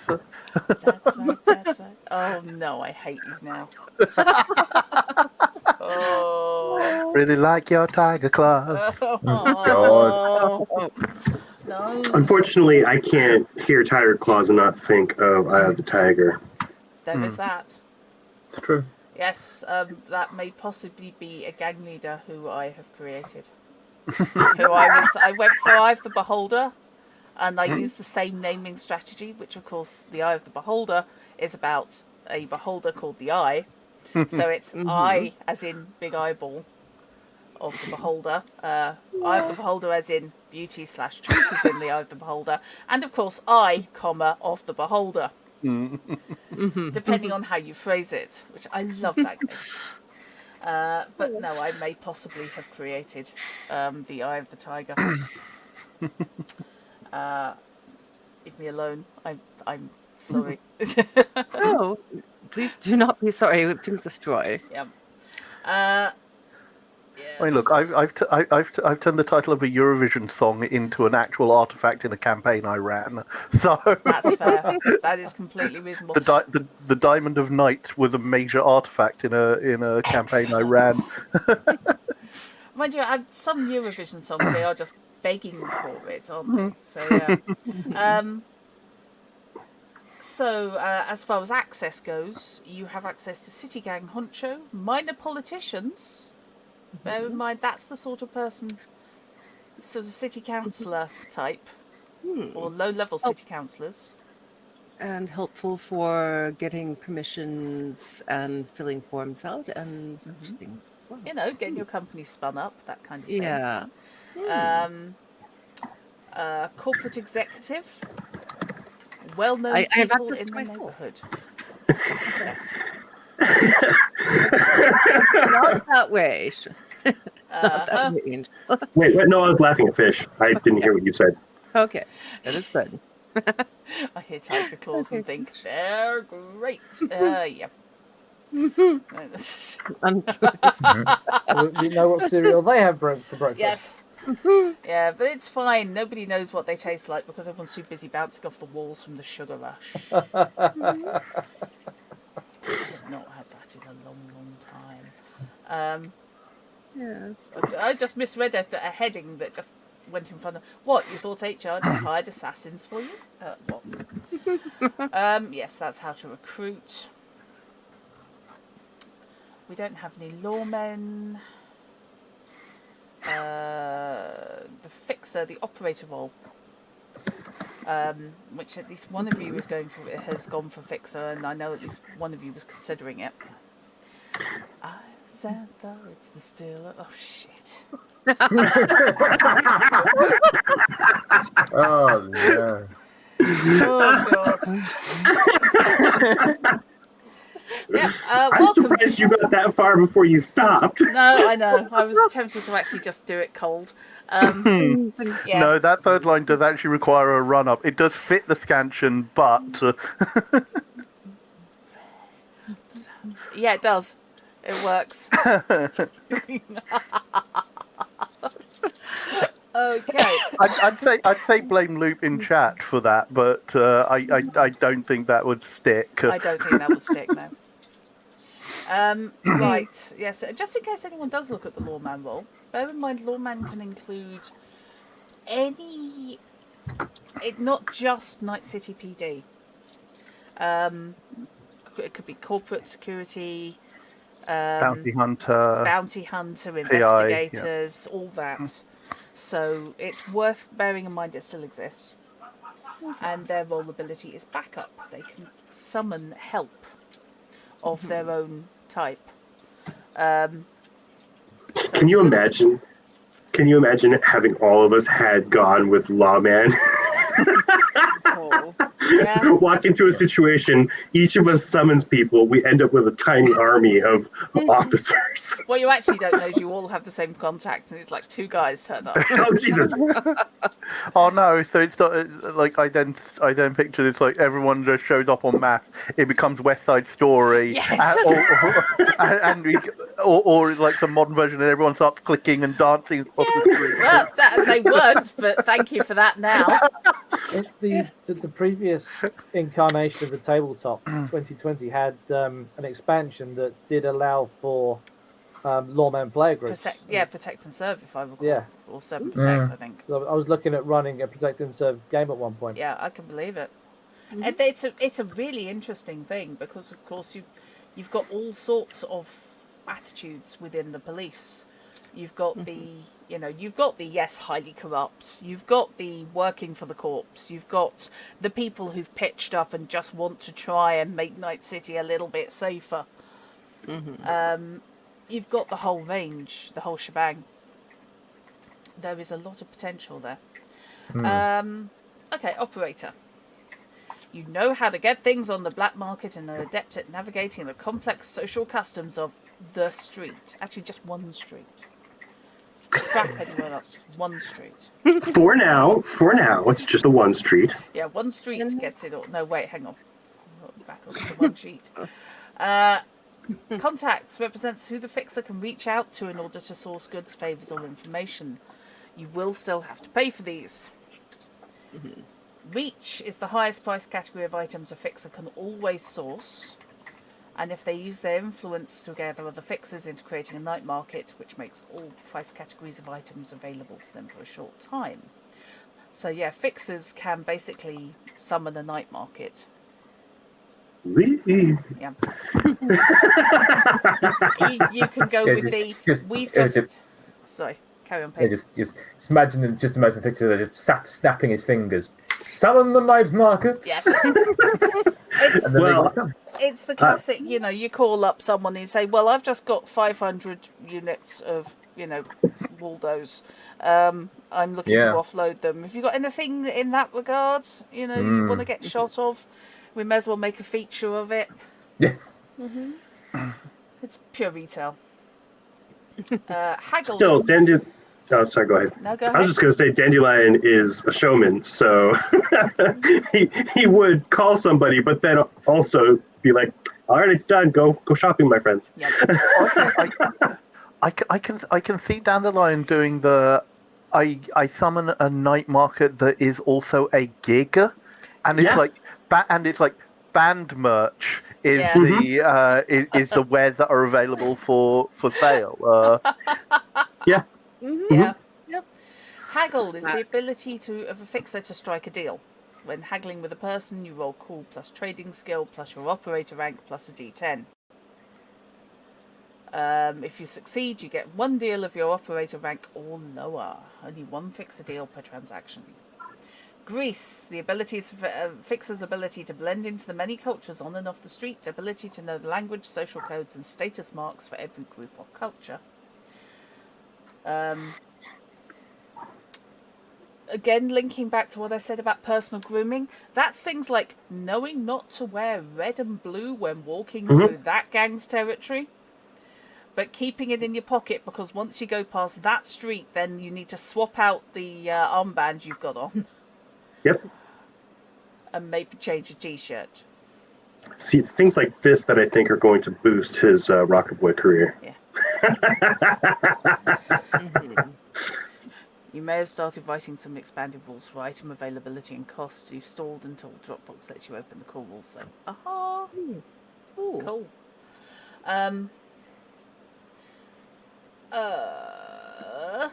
Operator ranks. So you've got level 4.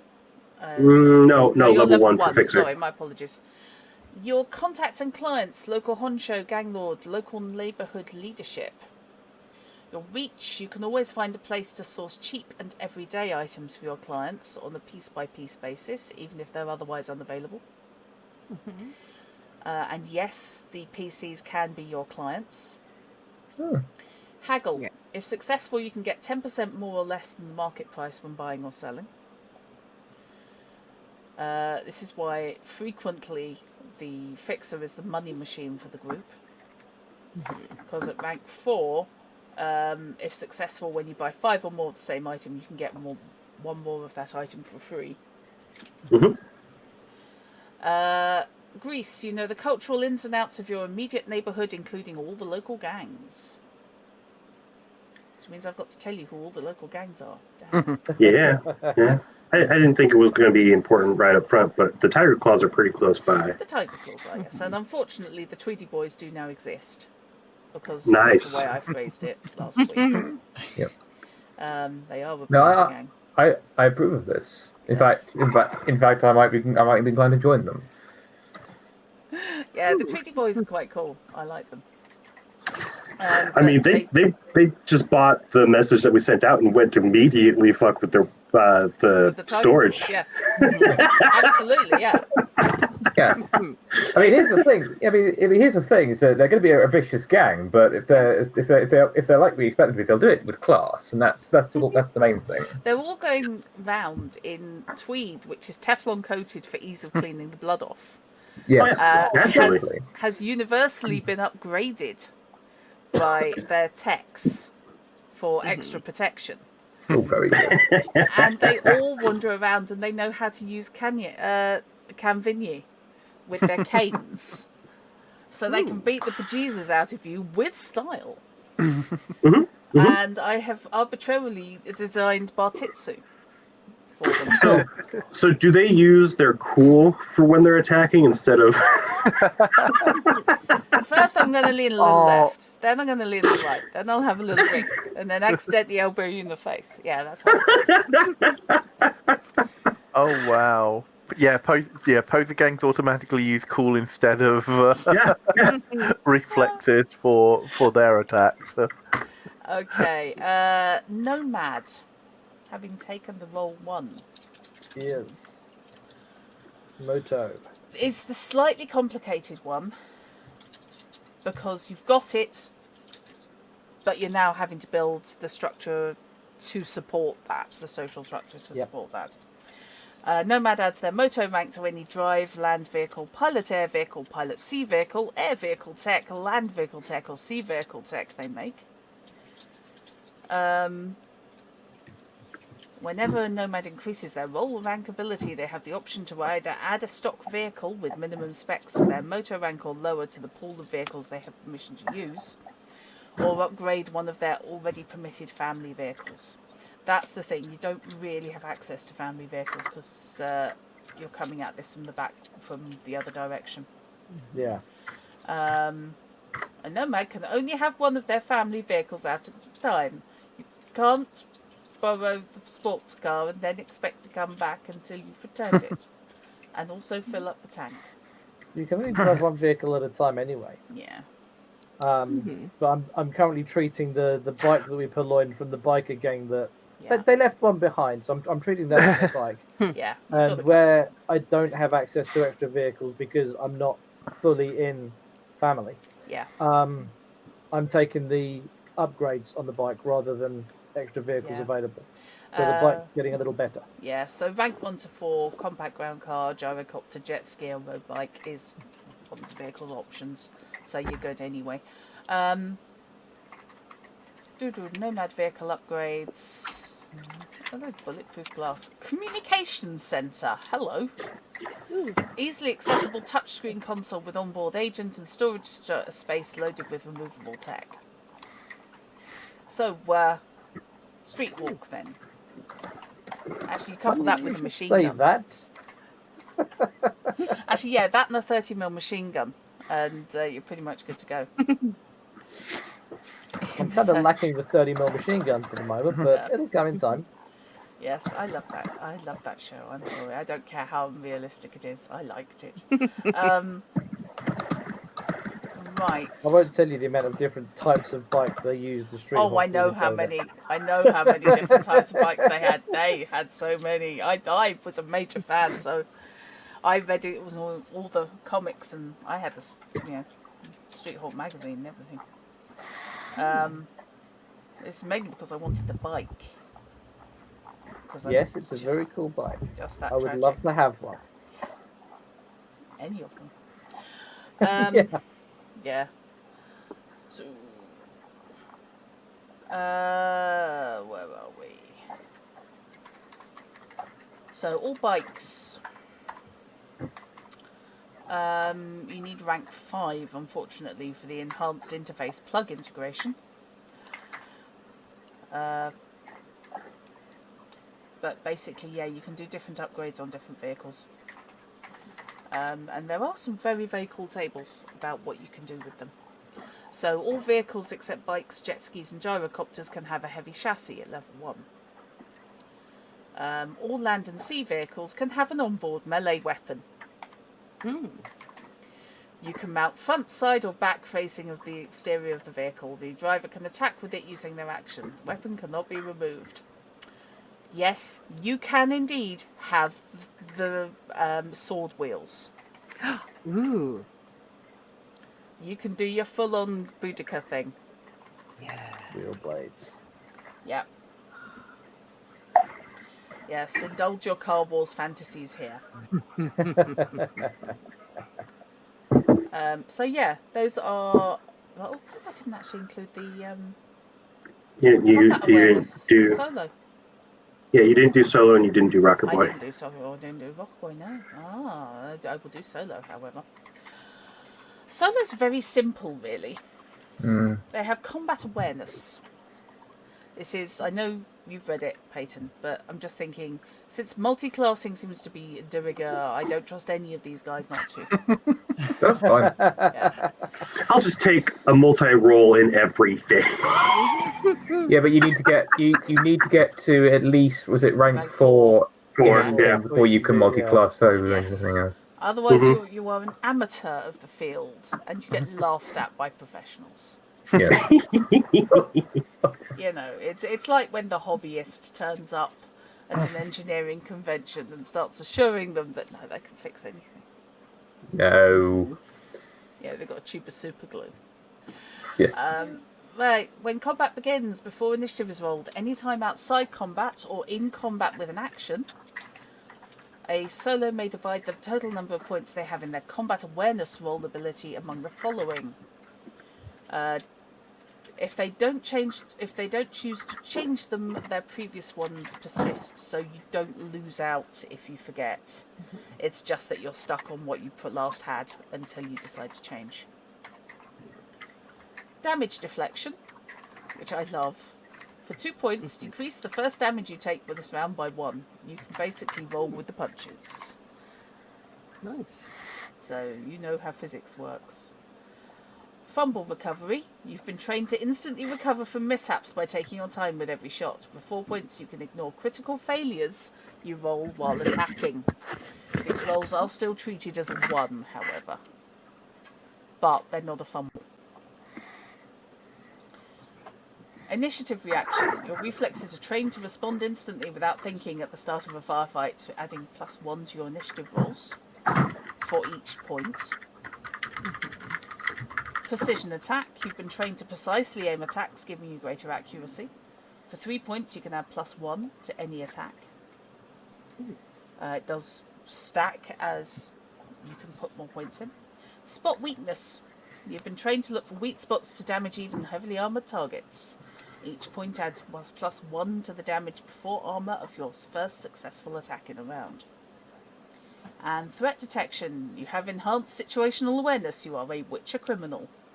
Each point adds +1 to any perception checks made. And the Rocker Boy gets really complicated because it's weird shit. What are you talking about? I don't even know how big my fan club is, but I know the number's getting up there. Yeah, you can play.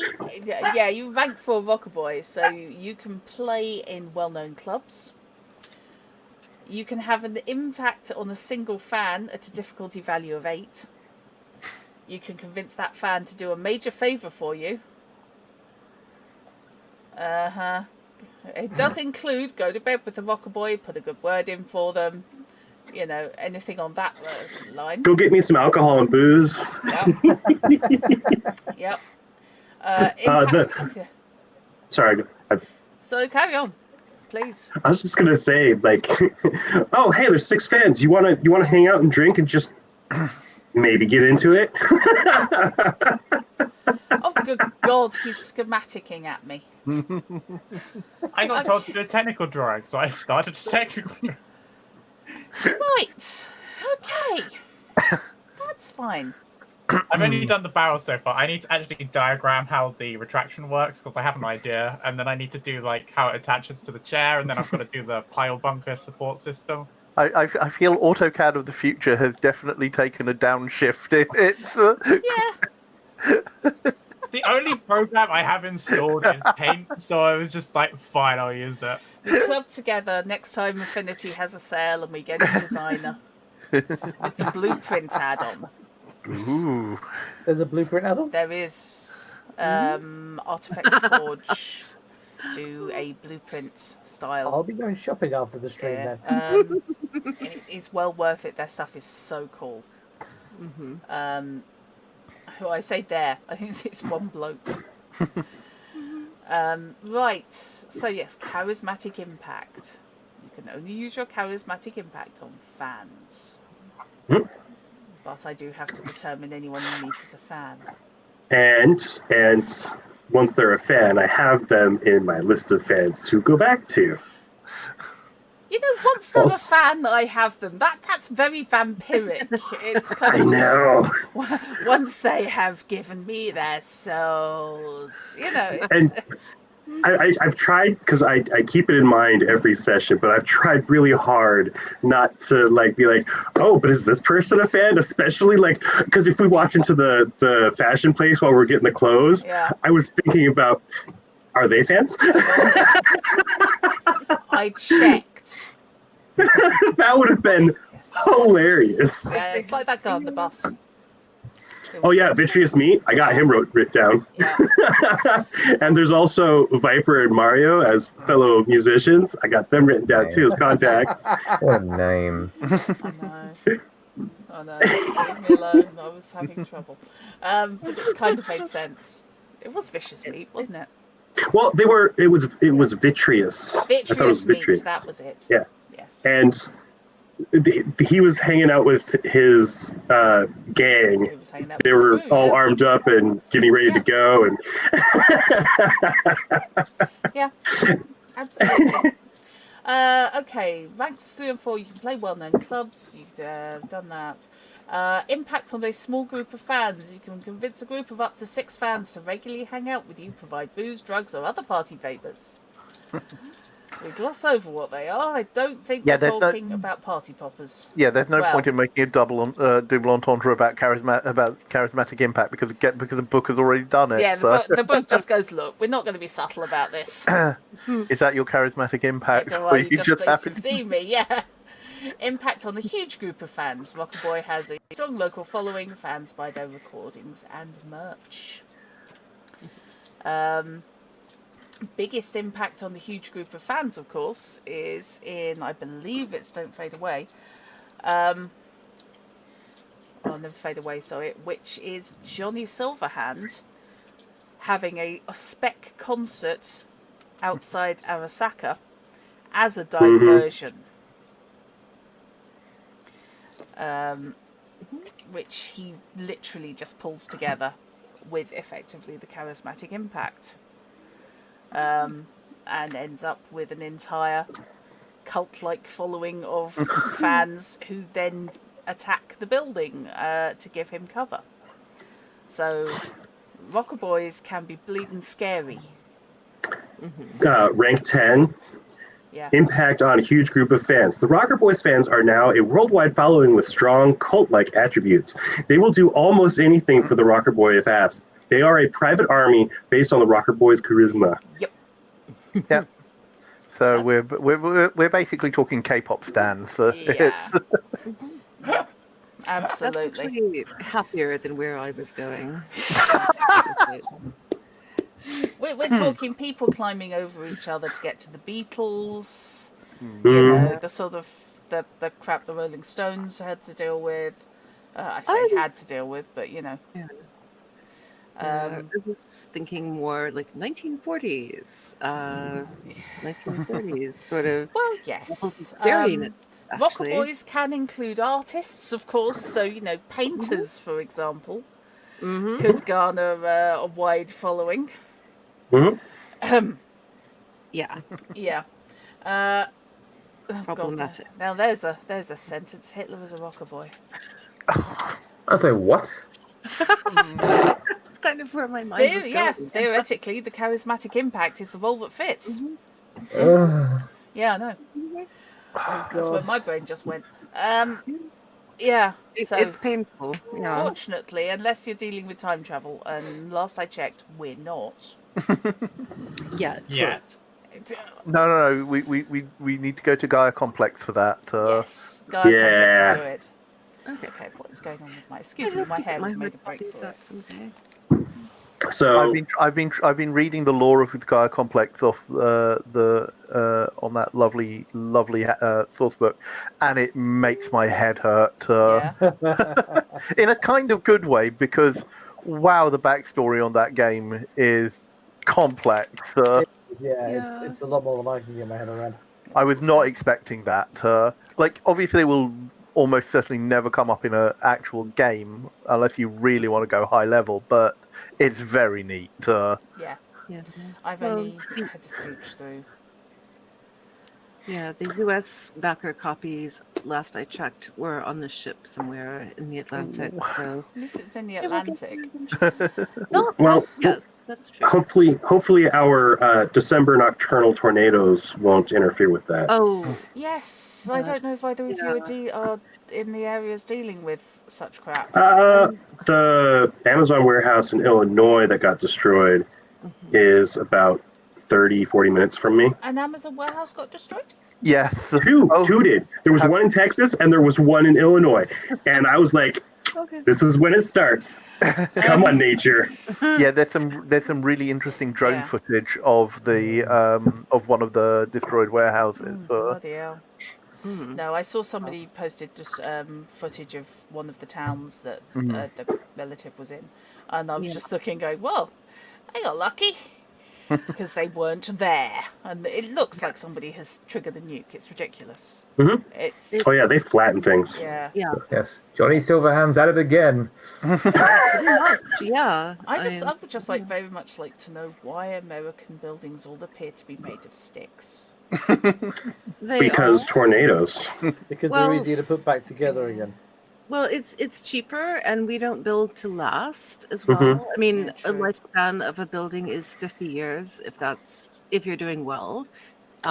We don't expect houses to last all that long. My building was made in the 1940s. I think in 1940. Yeah. And it's one of the older 10% of buildings in Atlanta, probably. And the thing is it was a shift in architecture at some point, because we were building to last, and then suburbs. Yeah, and let's just tear it down and build something new, because it's more modern that way. Yeah. You guys have wood-framed houses generally, don't you? Not always, but yes. Like the Midwest, the Tornado Alley, a lot of it is actually brickwork and stone with low live-in basements. Yeah. Yeah. I've seen several of those in footage and things. But no, it's anyone who happens to be catching this on VOD, I was Kentucky, wasn't it? Particularly got very, very badly hit. Yeah, that was terrible. Yes. I'm farther south than that. Yeah. Well, you're also closer to the coast, and there's more trees and hills. Yeah, but I mean, we still get tornadoes here occasionally, but usually it's more like localized destruction, like one house gets flattened. Yeah. As to an entire town. Yeah, see, if we get tornadoes, they last like 10 minutes, and they might take a couple of tiles off someone's roof. Hurricanes we do occasionally, but generally it's just heavy storms. We don't get the high wind. You might see them over the sea, so we do get the little baby water spouts, but that's about it, and they tend to die when they hit land. So living in a temperate zone, kids. Yeah. Okay, so that is pretty much covering where you are, what you can do, and what you're spending on. So I was looking at the expensive toy. Which expensive toy? Who's expensive toy? Not a railgun. The not a railgun. The cable car program. Gun? What is the program? Yeah. Wow. Yes. Which is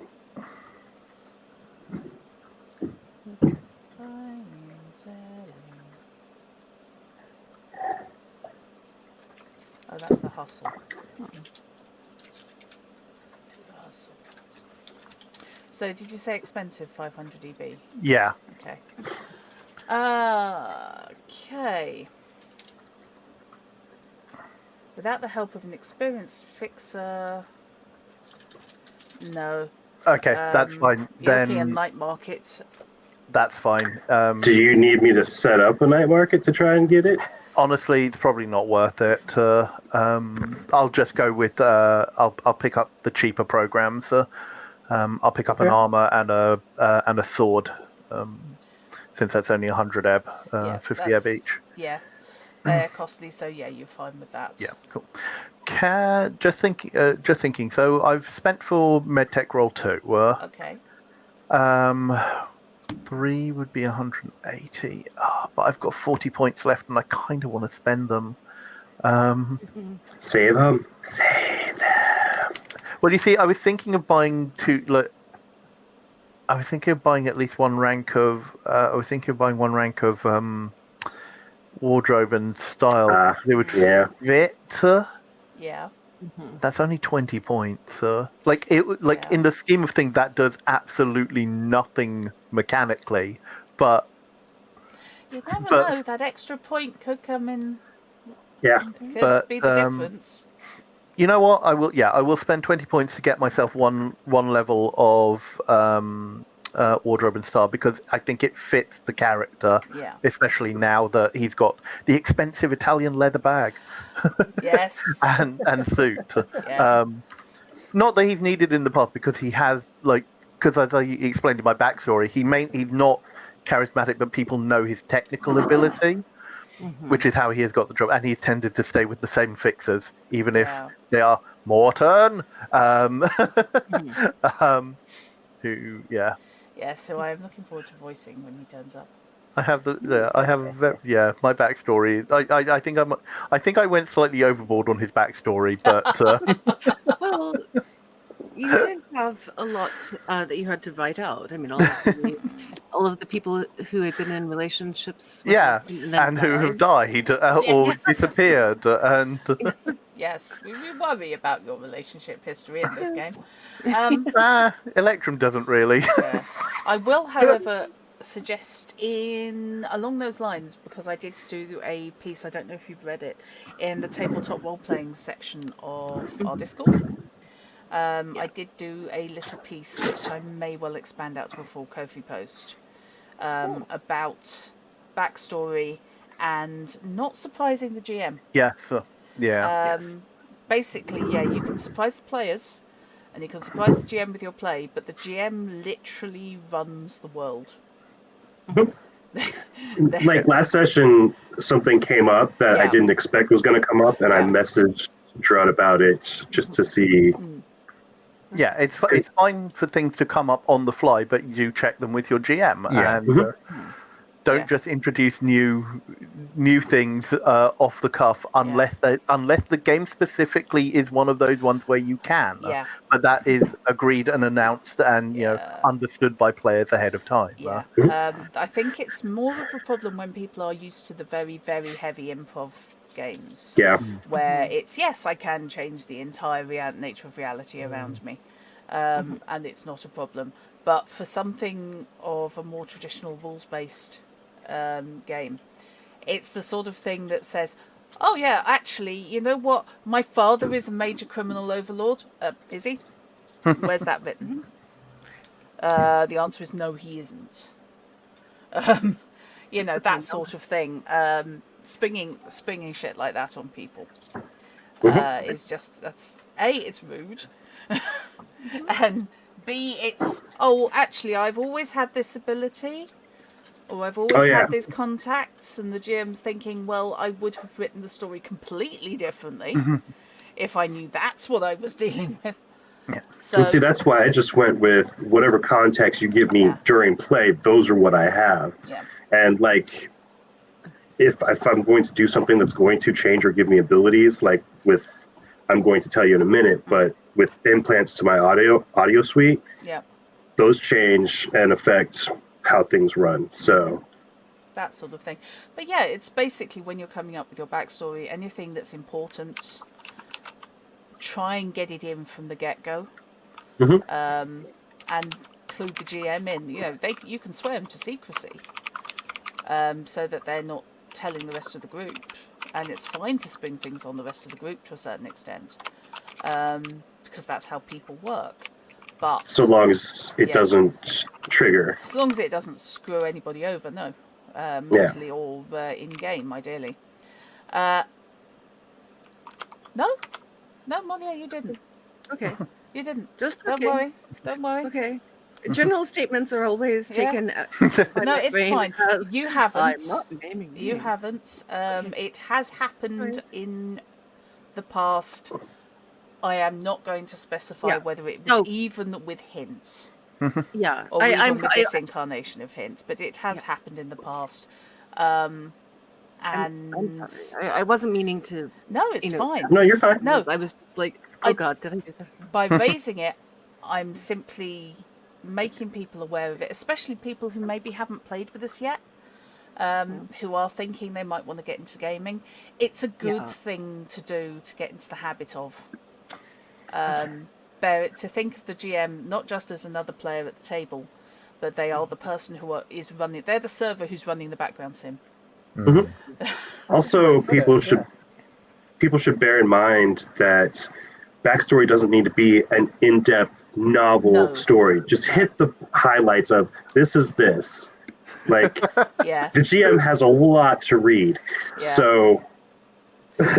Yes, presenting a GM with the 25-page mini novel about your character, it's a lovely thought. No, I tend to stick to a page and a half. The golden rule for RPGs, for fishes, I don't know it, that isn't true. Yeah, exactly. Many GMs will retroactively know a thing to accommodate a player, but there's no guarantees unless it was agreed in advance. Okay. Basically, if you want to do something, run it by the GM. But they then do have the right of veto if it doesn't work, or it doesn't work with what has happened in the past. You know, it's the, I actually secretly have the power of flight, for a really out there example, where that's great, but you fell off a cliff. And I'm pretty sure Hideo has the secret power of flight. Flight of fancy. Yeah, exactly. So yeah, if you're on our Discord, it is probably worth a read. I'm not saying it's the best thing I've ever written, but I will also bung it on my Ko-fi. I'll expand it out to a proper blog post, just as something that might be useful, especially as I said, to novice RPG players or people coming at it from the really rules light end of things, as they get more into games with actual books rather than single page. Single page has its place. Books have their place. There is a bit of a gap. Both are good, though. Yeah, both good. Yeah, but as I said, both have their places. But if you're transferring from one to the other, it's a bit of a learning curve. Yeah. So, going back round. So you've spent yours, Chrono. Moliere, have you spent all your points now? Are you happy with Yes, where you are? I'm hoarding 40 points left over. Okay. But I added points in business, bureaucracy, wardrobe and style, accounting, and lip reading, taking these from the suggested skills for Inspec. Okay, that's fine. Robinson, aside from drawing really terrifying schematics as to how you intend to create a weapon of war, You know, the usual. yeah, usual, yeah. Are you comfortable with what you've got? Yeah, I know like what two paths I'm going to have to choose between. I'll just like roll some dice later and pick one. Okay. Shard, what have you done? What have you done? Oh my god. What have you done? What have you done? How have you progressed your character? So, I mean, I'm pretty sure Dandelion has been basically the same character since we started. Yeah. And the fixer growth hasn't really changed how he operates and talks. Okay. It's an opportunity to branch out. It's more of a people to people, like, whatchamacallit. Instead of relying wholly on the garden. Yeah. In terms of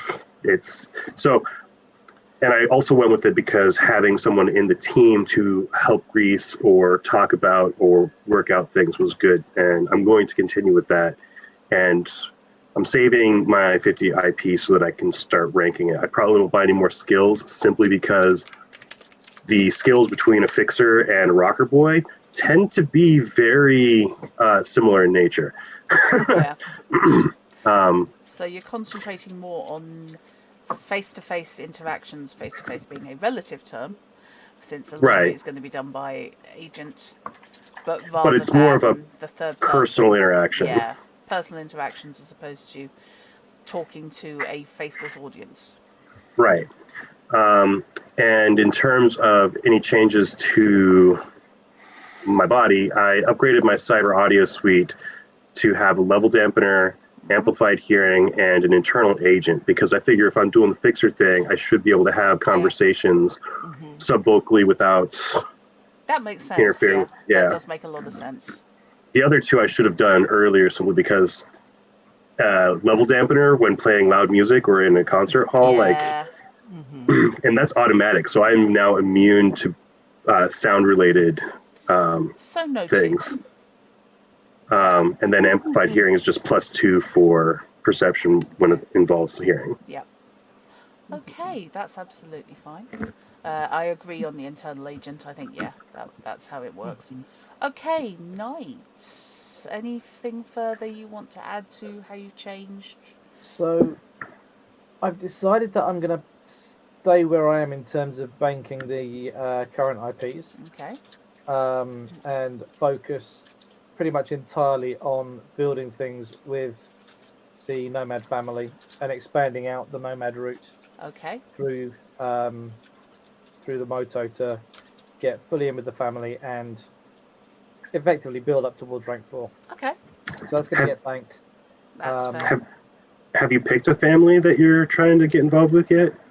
The family that we were talking to at the night market that I already have 10 years links with, that I'm looking to reinforce and move in with. Yes. Okay. Yeah, I do have them all noted down. Yep, that's got you, Miss Gawain's gamma grade headwear phone with 10 lines and integral scrambler. Yes. Yeah, anything where you can put up to 9 people on hold. We're still ordering a pizza. Okay. So, thank you. I think that's pretty much where I'm going to leave that today, because I don't want to drag this out too much. Yeah, that's fine. But I think it's given people an idea of where they want to be, where they are, and let you sort of reconnect with your character, because it can get a bit airy after such a big gap. And I know there was a big gap because we missed an entire rotation with this, for which I do apologise. These things happen. Yeah. Life happens. It does. I wish it wouldn't. Hey, at least this means that we'll start the new year with a goat heist. As a sentence I never thought I'd hear myself say.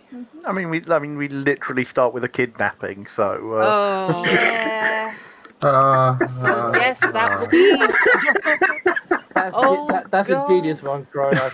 I am gonna be hungover. No, I'm not gonna be hungover. It's the second, not the first. Well,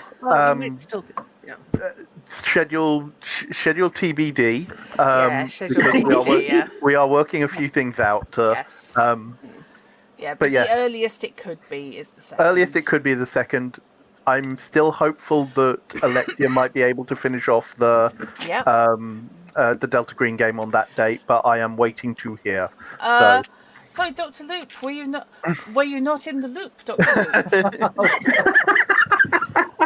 For which I do apologise. However, Doctor out of the loop.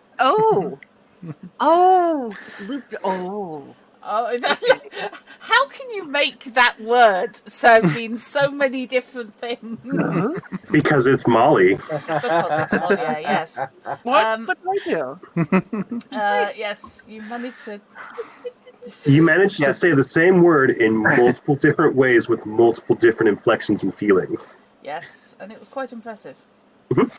I have no memory of this. When you said, oh. Yes. Okay. So to recap for folks in chat, our current mission is that we are about to heist a health spa, which is using pygmy goats to create bioengineer recreational drugs for rich people. We have been hired to obtain one of these goats, which is keyed to one of us, or which has been keyed to one of us, and the technical data that goes along with it, for a shadowy Italian organization. The drug is called the milkshake. Yes, by a shadowy Italian. Yeah, that's true. From a sort of semi-shadowy Italian megacore.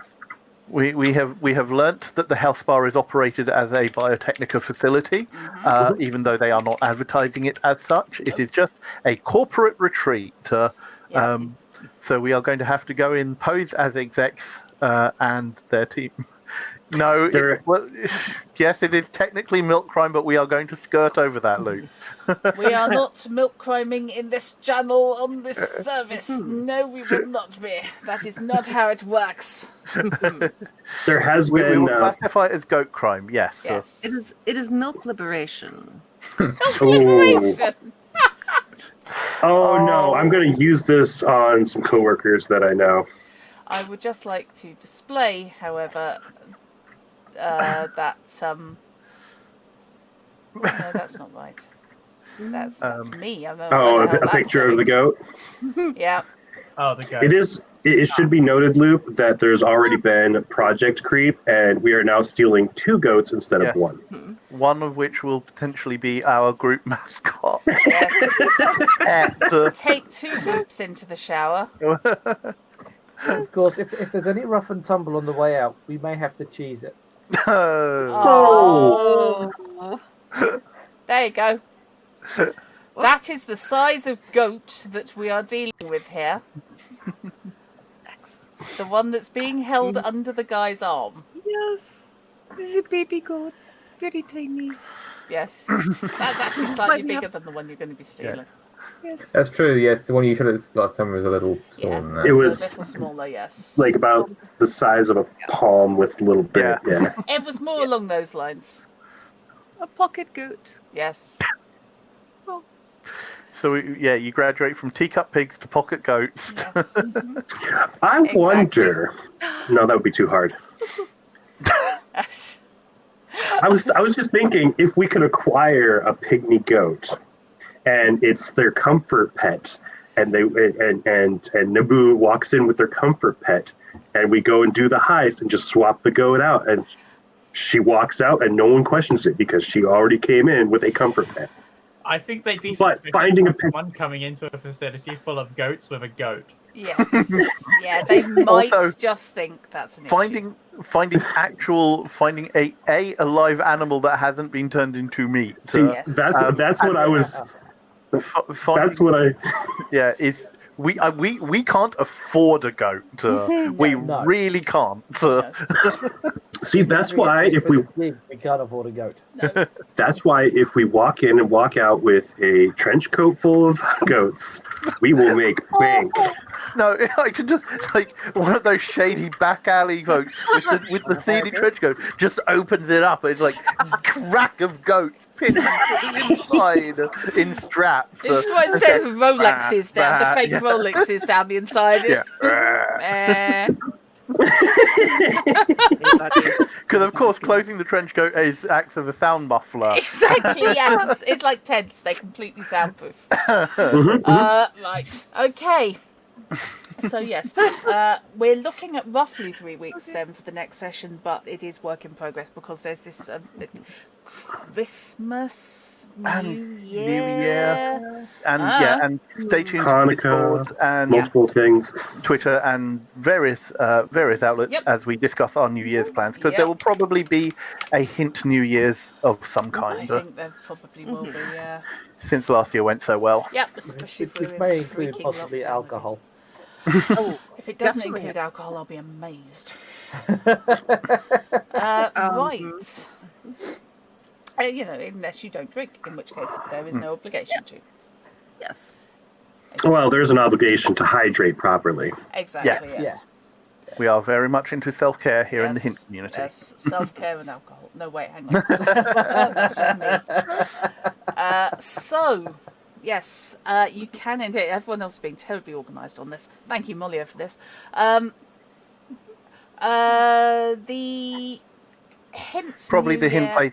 Hint place general. Hint place general, hint place planning. Yep. I will sort that out probably in the next week or so. You'll catch an 8-hour stream. Look, I had nothing better to do on a Saturday, so look, for the near future, my Saturday streams might generally run long as I do things. Sure thing.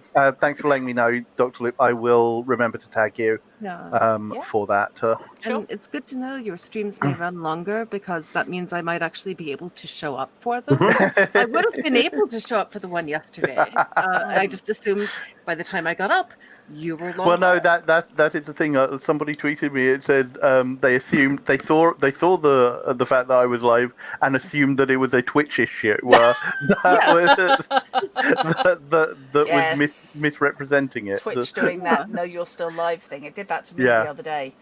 I think it was good 20 minutes after I finished, and it said, Drutcup is still live, and I was like, no, Drutcup's actually in bed.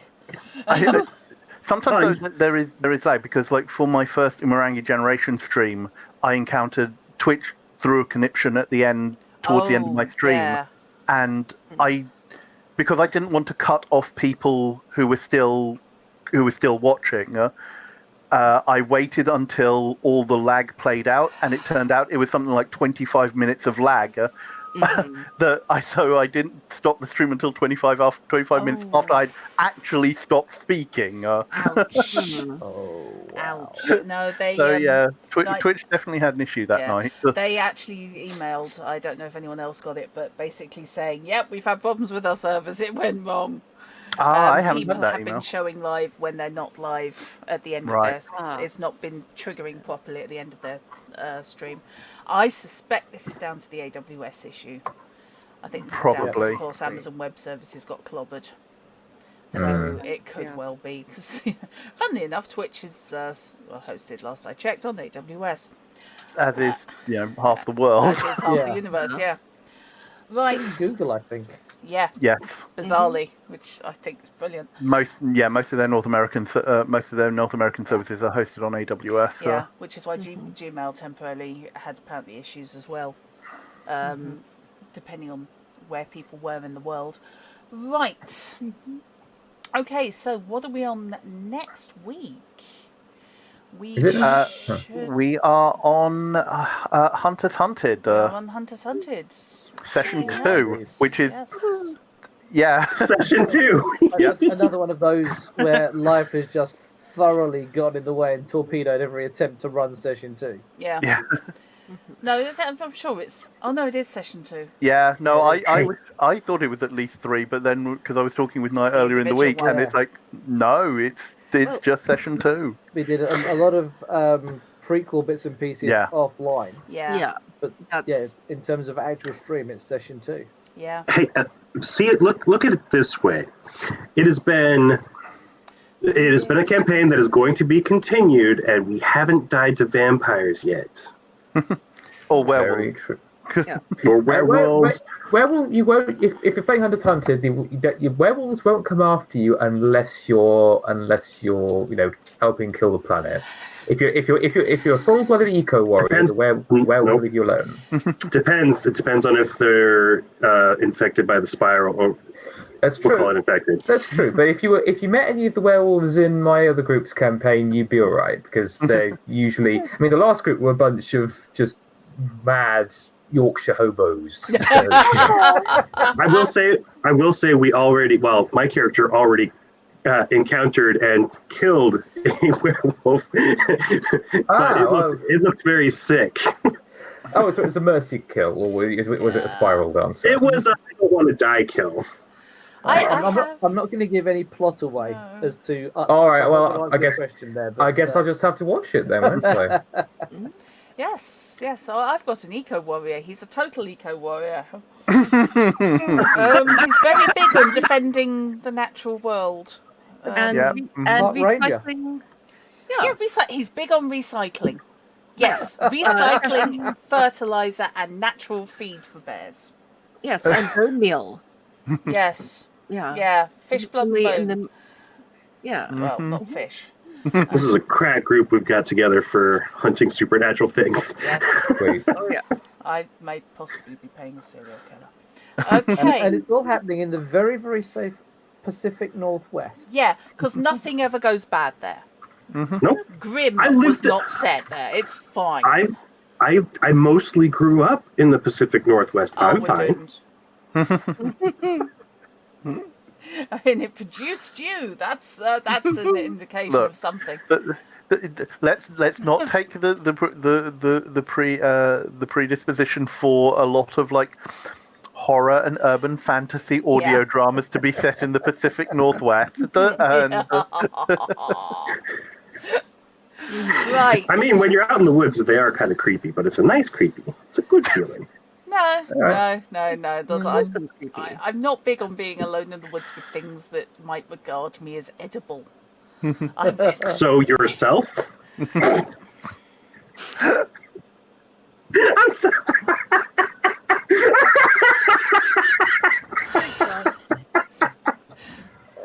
And the soul leaves the body once more.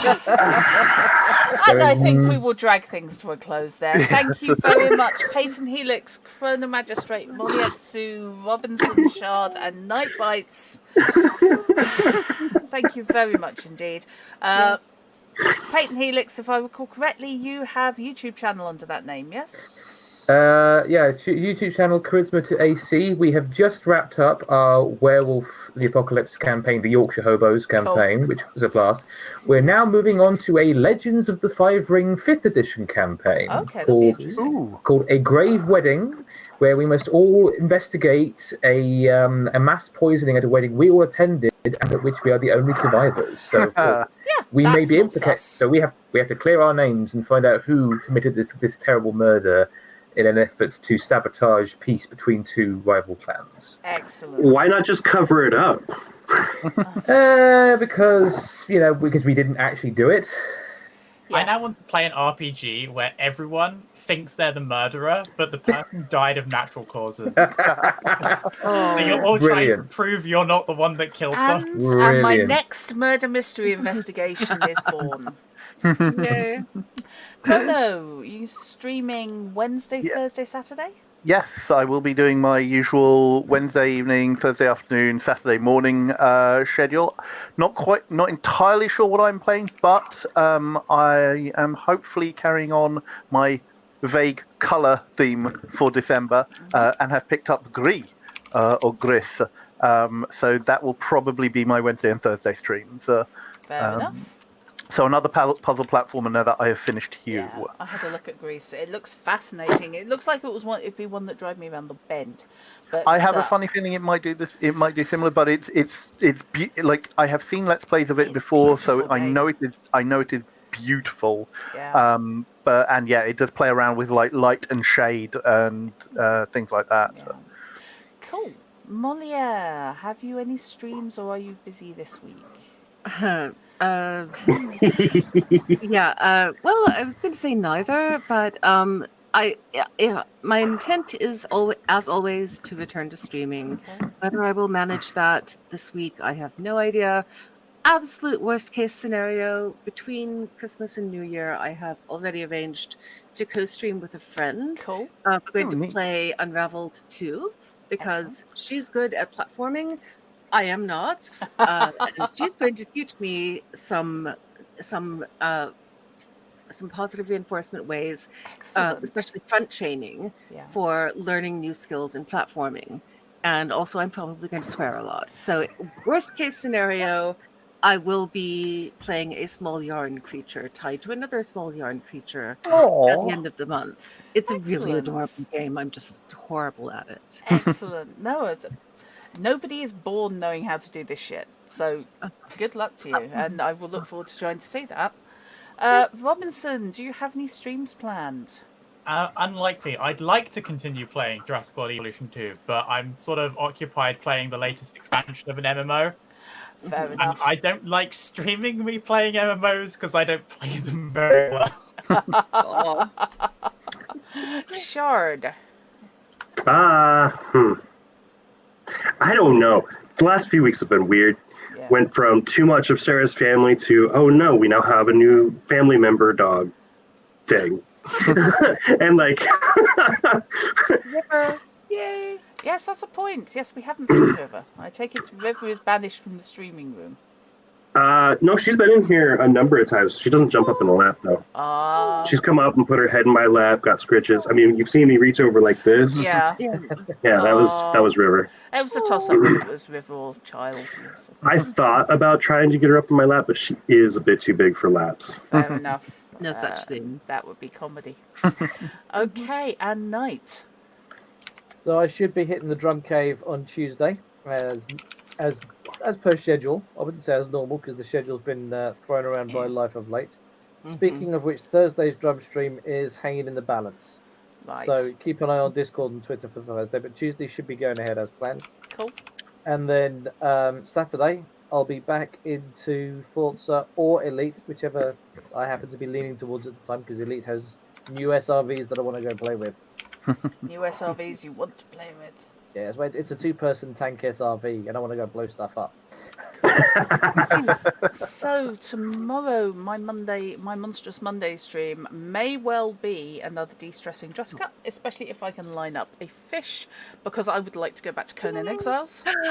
Yes. Nice. So if any of our Discord members would like to lump in on my single-player game of Conan Exiles, let me know. I will update well in it. I will start the update tonight. Yes. And then after I get off work, if you're still going at 10. You are very welcome to. And then on Thursday, I am going to be doing something out of my comfort zone. I have picked up a couple of anime games. Now, I like anime. Not sure about anime visual novels. I was wondering about Monday Evening Fish. Your choices were actually quite surprising because, like, I reckon you'd play Steins Gate pretty well. Yeah. Because that's like a time travel thriller, which, like, if you ignore the fact that it's drawn as an anime, you could completely believe it was just anything but anime. Yeah. In that case, Fish, I will swap my streams around and Conan Thursday. I will tackle the anime one tomorrow. Tackle the anime one tomorrow. I am going to need this to be alcohol. I am currently wavering between Tokyo Xanadu EX, which is psychic high schoolers in third person run around fighting using morphing phones, as far as I can tell. But the first 20 minutes easy will be to cutscene. Or Spirit Hunter NG, which is more of a visual novel. It's kind of an action visual novel, which is a little bit weird. But neither of those are really a genre that I play much, and I thought I would broaden my experiences a bit. And if I turn out to be terrible at them, then I turn out to be terrible at them. And then, Thursday will be Conan Exiles with any luck, giving everybody plenty of time to update. Nice. So, thank you very much for this. And yes, I do want to get back to that, Monia. I will be going back to that as well. Okay. So, thank you very much. And when next we gather for this, it will be the goat heist. Yes. Everybody round the pool. Well, Molly around the pool. And we will take that as it comes. And then next week, Hunters Hunted. So, Yes. See you guys round. Yep. Take care, everyone. Bye. Bye.